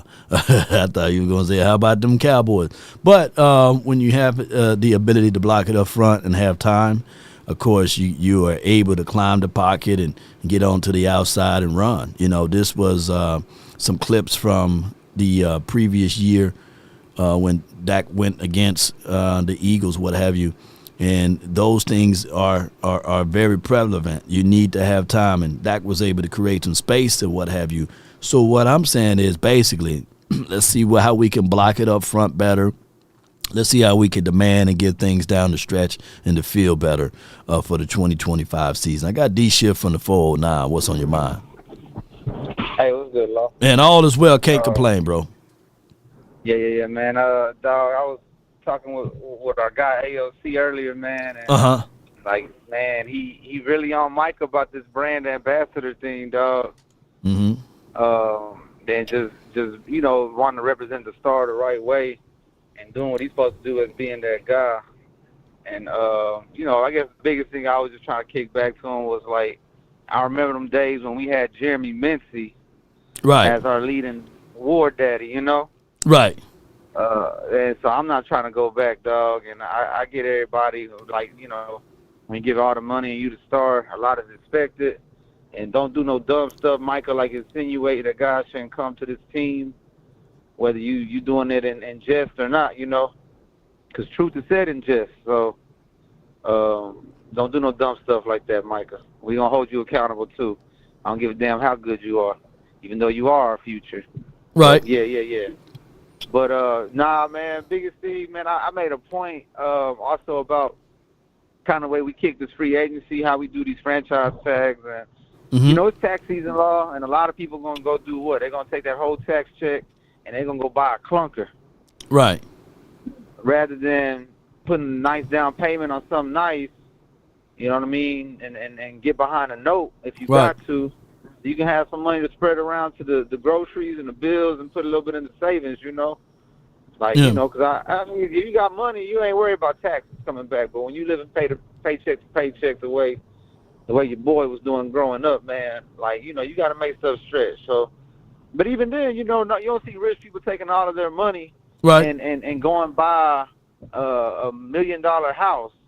You know what I'm saying? Like, if that's not how if they ain't got it like that, they might do the same and build wealth off credit. And I don't feel like we really build wealth off credit. You know what I'm saying? We don't use the credit card. You know what I mean? Like they famous for being like not wanting to use the credit card, and that credit card come in handy sometime, law. You know what I'm saying? And you build your credit. But meanwhile, we trying to buy everything in cash. We look, law. We trying to live like the people that ICE getting, bro. Everybody want to pay y'all in cash and stuff. You playing scared, man. You got money. But I really, like, I truly, honestly, in my heart believe, like, all of them trying to live off that yacht lifestyle, bro. So any shortcut they can take to save a little money, you know what I mean? That GM job, man, that's money for Jerry Jr. kids, you know what I'm saying? That best coaching staff, that best medical staff, that's money for Charlotte shopping trips and whatnot. So they got so much wealth, I feel like they trying to live off of, you know what I mean, not building their own entity. And, man, I just really believe, like, we're not in a situation where, those owners, I got to see it, bro. I see the money getting freed up. That's the biggest thing that caught my eye on your title. But I got to see it, man. I got to see them try to spend money. No doubt, man. I appreciate you, man. Thank you for calling in, my guy. Yes, sir. Yeah. Appreciate you, Lord. Yes, indeed. That's D Shift. My guy, D Shift, man. It's my guy. Cash, money, credit, money. I got Coach Marr from the 803. You're live on the Nation. Brought to you by FrenkelFirm.com. Talk to me, Coach. What's going on, Law? How you doing, man? Long time no talk to you. Man, long time no talk, man. What's going on, man? How you living? Man, we just got so much stuff going on, man. The Michael Parsons thing, man. I've been sitting back and not really saying anything, but I will say this, and we can take it how we want to take it. But I posted something on X on February the 18th last year, matter of fact, and I was speaking about Zimmer when he was coming in, right? Right. And I reposted it again. I thought about reposting that same post, and I didn't realize it was February the 18th. So I reposted it again, and I reposted it again because I'm talking about the new coaching staff because the thing hadn't changed. And we're talking about culture change. Right. There is really, I think when people go around in the NFL, you'll find out that the level of talent between teams is the difference is very, it's razor thin, but it's about how that's put together and what mentality is set in with the players, right? Right. And I said something about mentality, and I said, and I know something about this when you come in there, you trying to change culture. Right. There's going to be growing pains. There will be. There'll be some unacceptance too, because people are going to remember the old ways. They're going to say, well, the last coach did it this way, or the last coach did it that way, or we were successful doing it that way. Yeah, you're going to have that. Right. There's going to be some growing pains. And in those growing pains, right, in those growing pains, we are going to find out they're going to find out as coaches, as owners, as fans, right, that there may be some people that may be very good or great, but they don't or they won't fit the culture you need to win big. Right. And that doesn't mean that they're not good players. That don't mean that they're great players, but they don't fit the culture that you need to win. And what's more important in this free agency period, and well as getting our own player signed, is you find the right player, the right fit, than just the player with talent. Yeah. Yeah. Because I would say this. I would just give a little answer to say, well, last year at the beginning of the season, if we want to talk about the other team in Philadelphia, I don't even want to call them Eagles. Right. That other team in Philadelphia. Right. The green jerseys. Right. Well, last year, they had talent, but they had disarray coaching staff and the defensive end. And that's what really failed them. And they went in and said, oh, man, they changed the whole defense. And they paid some money for those guys they brought. They changed the whole defensive staff.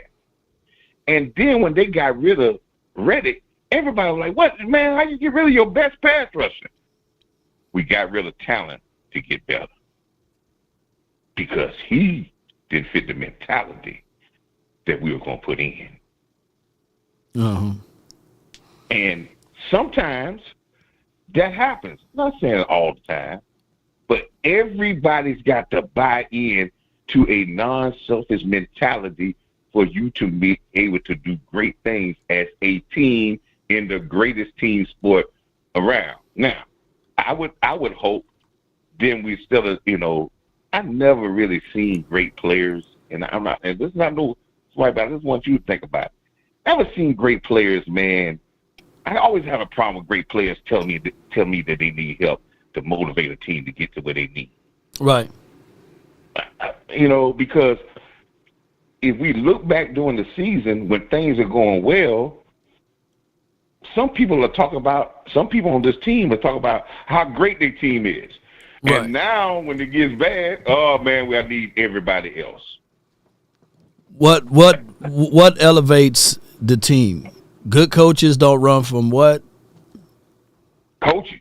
Don't run from coaching. Right. And when you look at it, coaches can take something that looks worthless somewhere and elevate it. When people elevated. Right. Mekhi Becton. And every team has got a core. I believe our core. If you got two good offensive linemen, right, you got a core, or you got a core of a defensive guy, right, some good offensive lineman, a quarterback, a wide receiver. You have a core. What is the core? What was the core of the Cowboys last season, and what was the core of the Philly team? If you want to say Eagles, what's the core of the Philly team? The Philly core is their running back, their quarterback, their wide receiver, right? Then you go on defense, the two Carter, and what they did with after that, everything else was brought up to get to better production. Yeah, but I think that what happened there is that their core is their trenches, and it didn't happen overnight. Their success. Check this out with their trenches, though. Check this out with their trenches. Check this out with the trenches. Carter came back. They got the other Georgia guy in shape. They got great play out of another draft pick on that play, and then they got a great play from a defensive end that was another draft pick. There was a rookie this year. They didn't run away from coaching. Yeah, they didn't run away from it. And then Nolan Smith, the guy that everybody was up in the previous regime, wasn't even getting on the field and was not productive, but they found a way to get him productive. They found a way to get a slot corner that where we drafted a slot corner, and he intercepted the ball in the Super Bowl. They found a way to get the other side corner to play well, and Slay was hurt every 5 minutes. If anybody watched another game, every 5 minutes he was on the sideline because he was hurt. Yeah. They got their team together because this coaching staff raised the level of play where the other coaches with the same talent probably didn't. Right, And because you're not going to be able to get everybody. What I want to see, how can we raise the talent, and can Michael Parsons see talent in other guys and his mentality of work and how we going to be dedicated, going to raise the level of the people around him. We always talk about that in basketball, but it's the same way in football. Are you going to raise the level of everybody else around you, because you can't go around and say, well, I got to get everybody I want to. That's the thing that I have a problem with LeBron James. But anyway, you just can't just keep going and say, hey, man, it's not me. But I still say work is going to get us there, Law. And this is where I want the Cowboys to understand that the work is going to be the part that's going to get it. But when I say this, everybody's not going to be effective to change. And what this coaching staff has to do is they have to find the imposters. Remember that word. Yeah. They have to find the guys that say, I want to win. But when I put you to the test of being selfish, no doubt, giving up what you got to give, getting the work in, how much do you want to win? And are the imposters in the locker room? And sometimes the imposters, sometimes they wear jerseys and things that we think are great, but once you get them away from you, your team get better. No doubt, man. I appreciate you, Coach Marv. Thank you for calling in. Mm-hmm. Man, I appreciate you, Law. Keep on doing what you're doing, brother. No and doubt. Happy belated birthday to you, brother. Hey, man, appreciate that, man. That's Coach Marv there. Speaking of two different coaches, I mean, they always built with the trenches, and their offensive line coach, he's a real one, right? And they were able to take Mekhi Becton and move him in and do crazy good works with that. And then he managed to stay healthy. Saquon managed to stay healthy. And not to make this an Eagles talk, but they're going to get the most majority of the talk because they the one that won the Super Bowl, right? If it was the Kansas City Chiefs, we would be all talking about, man, look at the Chiefs and what they doing 3 consecutive years in a row. But unfortunately, we got to talk about the Eagles for what they were able to do because of the fact that if this was a well drawn out plan, right? And they fool around and put that plan together and it worked. Vic Fangio, most people from the surface level would think, oh man, he was just turned that thing around just like that. No. People who understand football and know this, he was a consultant with those boys as far as the Eagles in 2022. Then he got an offer that he couldn't refuse, and he took Miami job. And Miami was number 1, number 2 defense the season that he was there. And then from there, from Miami, he went back to the Eagles land. And that's how you get that particular production out of that defense. Now, they did lose out with Hassan Reddick. Bryce, he wasn't, the creme de la creme there in Eagles world, and they burnt $34 million on signing him. But they didn't stop there. They got Saquon. They went and got Zach Bond. They went and got Jahan Dotson. They went and made moves is what we're getting at. So, it's a war of attrition, So with that being said, man, kudos and credence to them. Hopefully the Cowboys are wise and smart enough to stop using money as a crux and figure out ways to improve this team. Now, I got the other Marv that's on the line from the 206. You're live in the mix, man. Talk to me. What up, Law? How you doing? Man, all is well. Can't complain, bro. Hey, I was going to say, the offensive line, you got to remember, the Eagles' offensive line, there's only one guy, Johnson, that was drafted in the first round. Everybody else is 3rd, 2nd, 4th, 5th round pick. It's that offensive line coach. Scoutland, Scoutland is he's him. You know, you can't get away with that. And So if they lose him, that's their kryptonite. Him. If not, they line. Everybody on the Cowboys team, like I love Voch. He want to draft Johnny B, BB, JoJo, and then he talks. Hoffman is a dog. I guarantee you, Hoffman was on that line. How he played, that's how Philly line play, like Hoffman. Now you got this new coach, and the guy you show from the Giants went to Arizona. When you showed that tape, he was blocking. This dude was blocking like an all-pro. I was like, man, you see the difference? That coach got this guy blocking like he all-world. So it's the coaching staff we got now. It's gonna make them guys.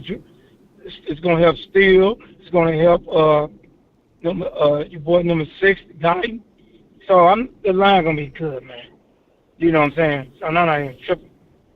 And I think we're on our way. It's the coaching, like you always said. Yeah. Like you said, get them other coaches we had, hiring your friends and family members. And we play, got them boys playing horrible. Yeah. You go to a whole different running game.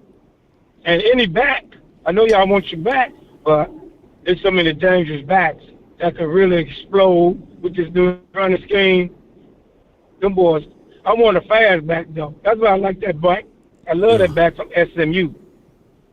He cold-blooded, and he can catch. So we get, you should be able to draft 2 halfbacks. Should be able to in this draft, but let's not forget about free agency. You move money around, and then you bring in a free agent back. You also bring in a free agent wide receiver. And every whole level that we have, we bring in a free agent guy, and that could be before the draft or after the draft too, by the way. And then we re-solidify this team, and we shoot for having the best season. Hope that everybody can stay healthy. Yeah. Yeah, I want that. Like the D tackle you said that coaches the Jets. Mm-hmm. Yeah, White Cotton. The Jets, he coached the guy that you said he's healthy now. I seen him working out. Javon Kinlaw. He played good. Yeah, 5 sacks last season. Yes. You bring him in, like you said, probably for $4 million, or you might get him for less. Might get him for less. May come in as a favor. May come in as a 1-year rental. You got to be able to. You got to roll your sleeves up and do actual work. You know, we raise the blade thin at DT right now. We don't have no DTs. And that's why I said that, you got the young boys. Cause this scheme, the scheme gonna be to fit Rodgers too. Cause Rodgers strong. When he played for the in the SEC. They can move them. Even the Alabama boys can move.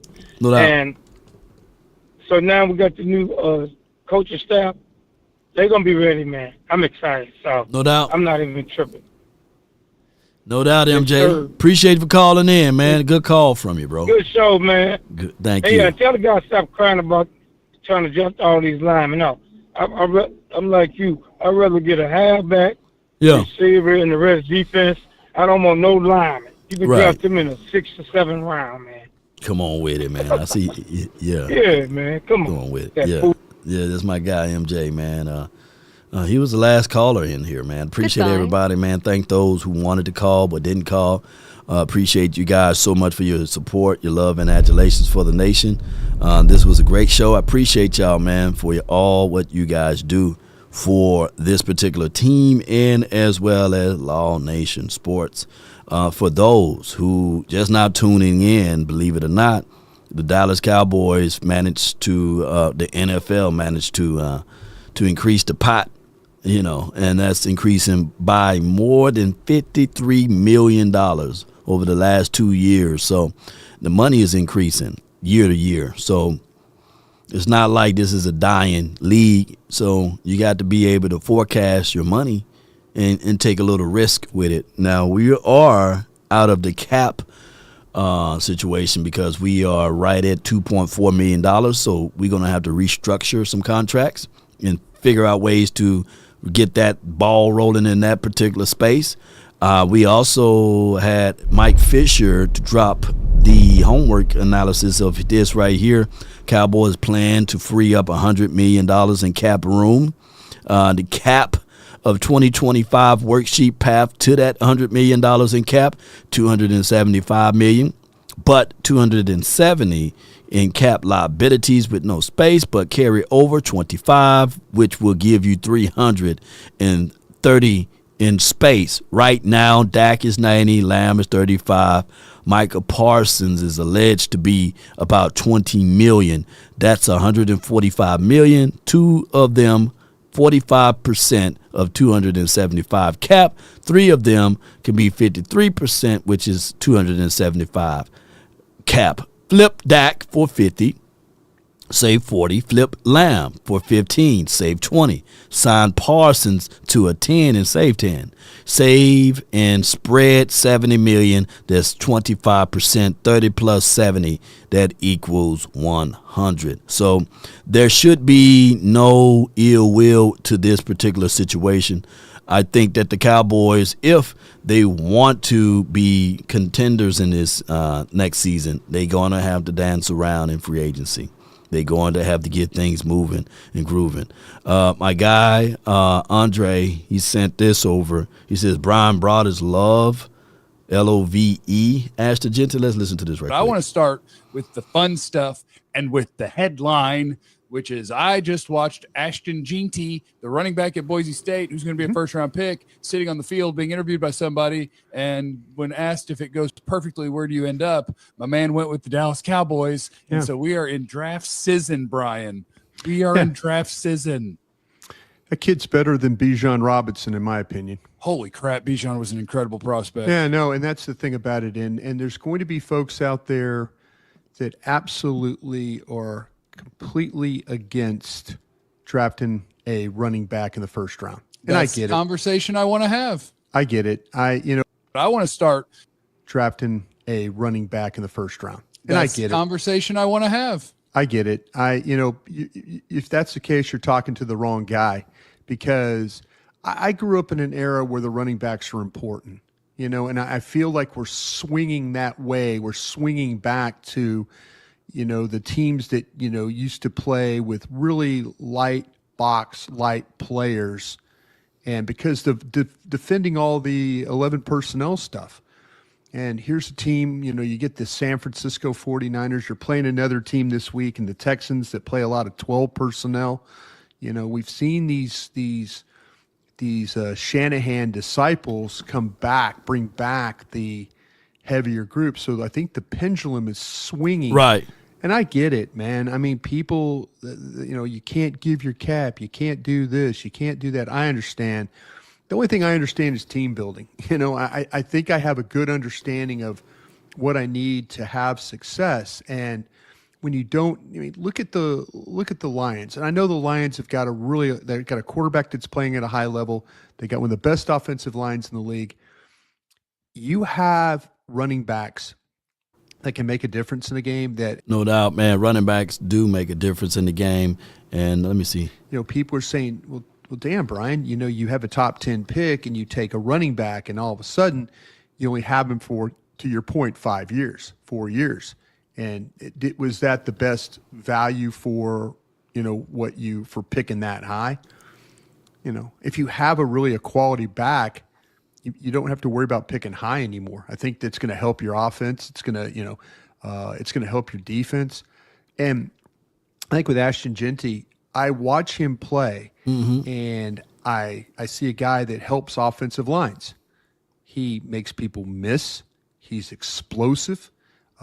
He can run inside. He can run outside. He catches the ball very well. He never comes off the field. That's what he does. He never comes off the field. So I tend to look at guys like that, okay, how can he help me? How can he help me when I draft him? If my offensive line is not great, or I'm trying to build my offensive line, he helps me make guys miss. He runs with toughness. He's got balance, body control. Man, Brian preaching today, y'all. It's all these things that you watch him play, and the same things I said about Bijan Robinson. And it's very, very true. We were all sitting there. I remember the draft, Jeff, and you probably remembered as well, that man, Dallas at the bottom of the board. Dallas is going to get a shot to draft Bijan Robinson. You know? Yeah, not And even close. It's 20 picks. 20 picks early, and everybody's like, oh. You know, and you see Gibbs go to the Lions, and I just, listen, if you really, really, really like the player, if you love the player, draft him. No doubt. Don't play around with your food. I agree with Brian Broadus on that one, man. You know, preach, Brian, preach. Yeah. So, with that being said, ladies and gentlemen, we got 10 draft picks. And if like my guy RJ Harvey, I'm awake, sends, he can also do it too. Double dip. What's wrong with double dipping? You know, in this draft, you got 10 draft picks. You want to hit on one of them, and if you've seen it once, you can see it again. And I get it, Amarion Hampton, he's nice too, right? But if you pick Genty and you put him on the Carolinas, you know, they would be saying, hey, man, that's because he playing in the ACC. You know, hey, he need the SEC. You know, they'd be having the same conversation, right? And would Hampton, if you pick him up and put him on Boise, would he be having those type of numbers? I don't know. But you know for sure, which was tangible, that not everybody was doing what Genty is doing. And if that the case, next season, I should see that running back from Boise, whoever the backup running back, or whoever would be the new running back for Boise, do the exact same thing that Genty did, right? There should be the situation and the scenario there. Let's not overanalyze it. Let's figure it out. Cowboy Nation, let's go, Cowboy Nation. I thank all of you guys for tuning in to this. Be sure to hit that like button, share this content, let people know where to go when it's time to tune in to Cowboy Sports Talk and beyond. If we offended anyone, charge it to my head, not my heart. Let's continue to grind and shine. I'm up out of here. Salute.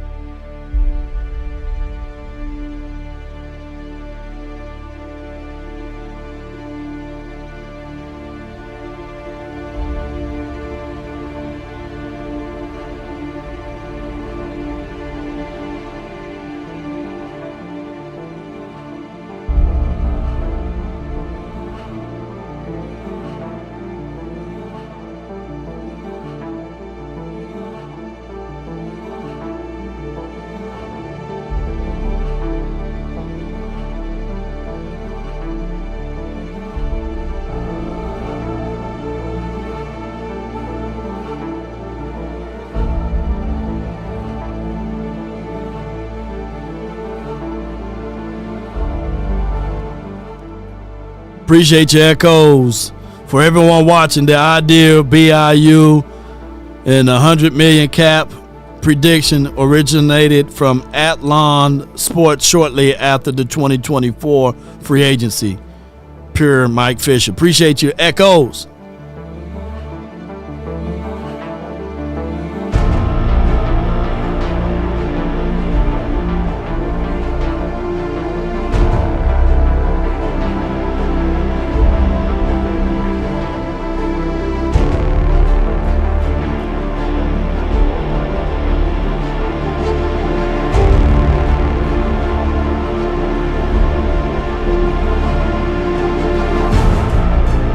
So, we was asked, Law, where's your speech?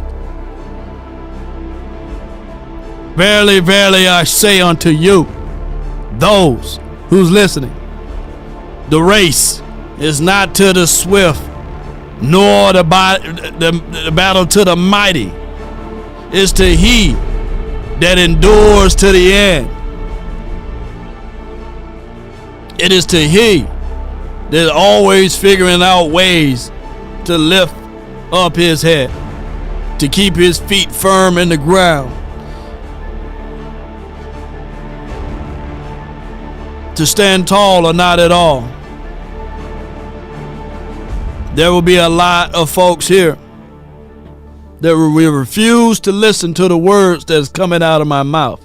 But if you apply them to your life, things will open up. Things will open up. Declaring and decreeing will open up. For everything was once thought and then spoken. It was. To open up $100 million is on the table. There will be those who will allow the excuses to be in the way. The money is there, Jerry. There's no escape for this, Jerry. We are hungry, Jerry. And they say long suffering is a fruit of a spirit. Well, we suffered a long time here.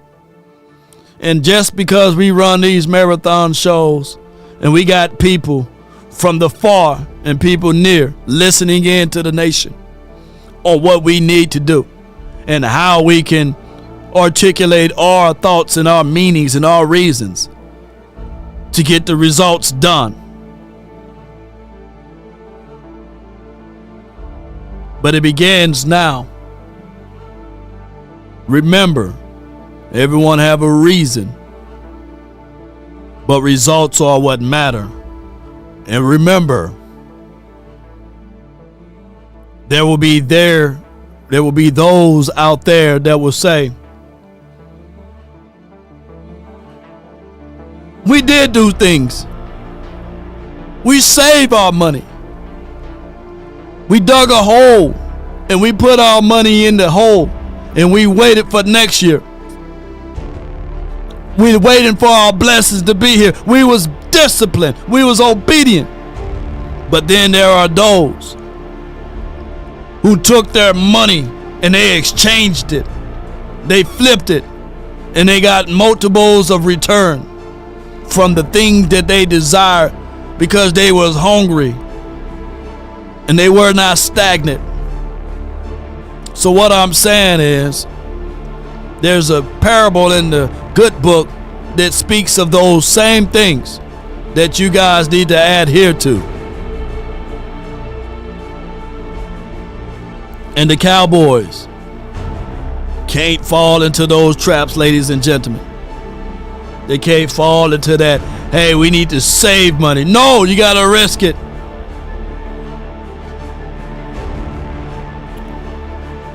You do.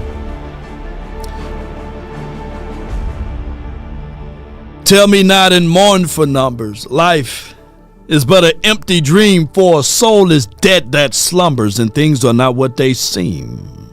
Life is real, and life is earnest, and the grave is not his goal. Dust I are, to dust return, was not even spoken of the soul. In his broad fields of battle and bivouacs of life, be not like a dumb-driven cattle, but be a hero in the strife. Lives of great men all remind us we can live our lives sublime. In departing, leave behind us footprints on the mighty sands of times. Cowboy Nation, that's been my time. I really thank you all for yours. And remember, you're listening to nothing but the best. Appreciate your echoes for the super chat. Salute to Frenkel and Frenkel Personal Injury Lawyers for this live stream and sponsoring this show. DC for life, not for short. Let's get it. We out. Peace.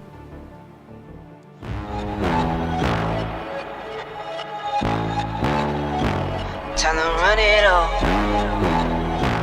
I wake up. Yeah. I wake up, flex, I'm down that check. No drip. Shout out to you, David. Appreciate you. No excuses from our Lord and Savior Cowboy. Appreciate you for that support. I wake up, Come on. thumb down now, check. No drip, this time to run it on. Come on. No sleep, no rest. Might crash, might wreck. But first I time to run it on. 9 out of 10 roll through my hands, I'm by my lonely. Turned to a savage, now my baby wants to hold me. I love my fans, don't need no friends, I got my homies. Thought I could trust you, I find out you tried to zone me. I'm number one up on that court, I'm Nick McGrady. The first one in, the last one out, can't call me lazy. Put in my hours, send the invoice and they pay me. I need 6 rings like MJ. Law Nation. I wake up, flex, thumb down now, check. No drip, this time to run it on. No sleep, no rest. Might crash, might wreck. But first I time to run it on. I wake up, flex, thumb down now, check. No drip, this time to run it on. No sleep, no rest. Might crash, might wreck. But first I time to run it. Y'all gon' make me take that trip way out to Europe. I call up Nigeria, come through in a hurry. Those London boys don't come to play, you should get worried.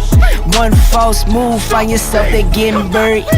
Dance with the devil, used to love playing those games. Made some bad decisions that brought my mama pain.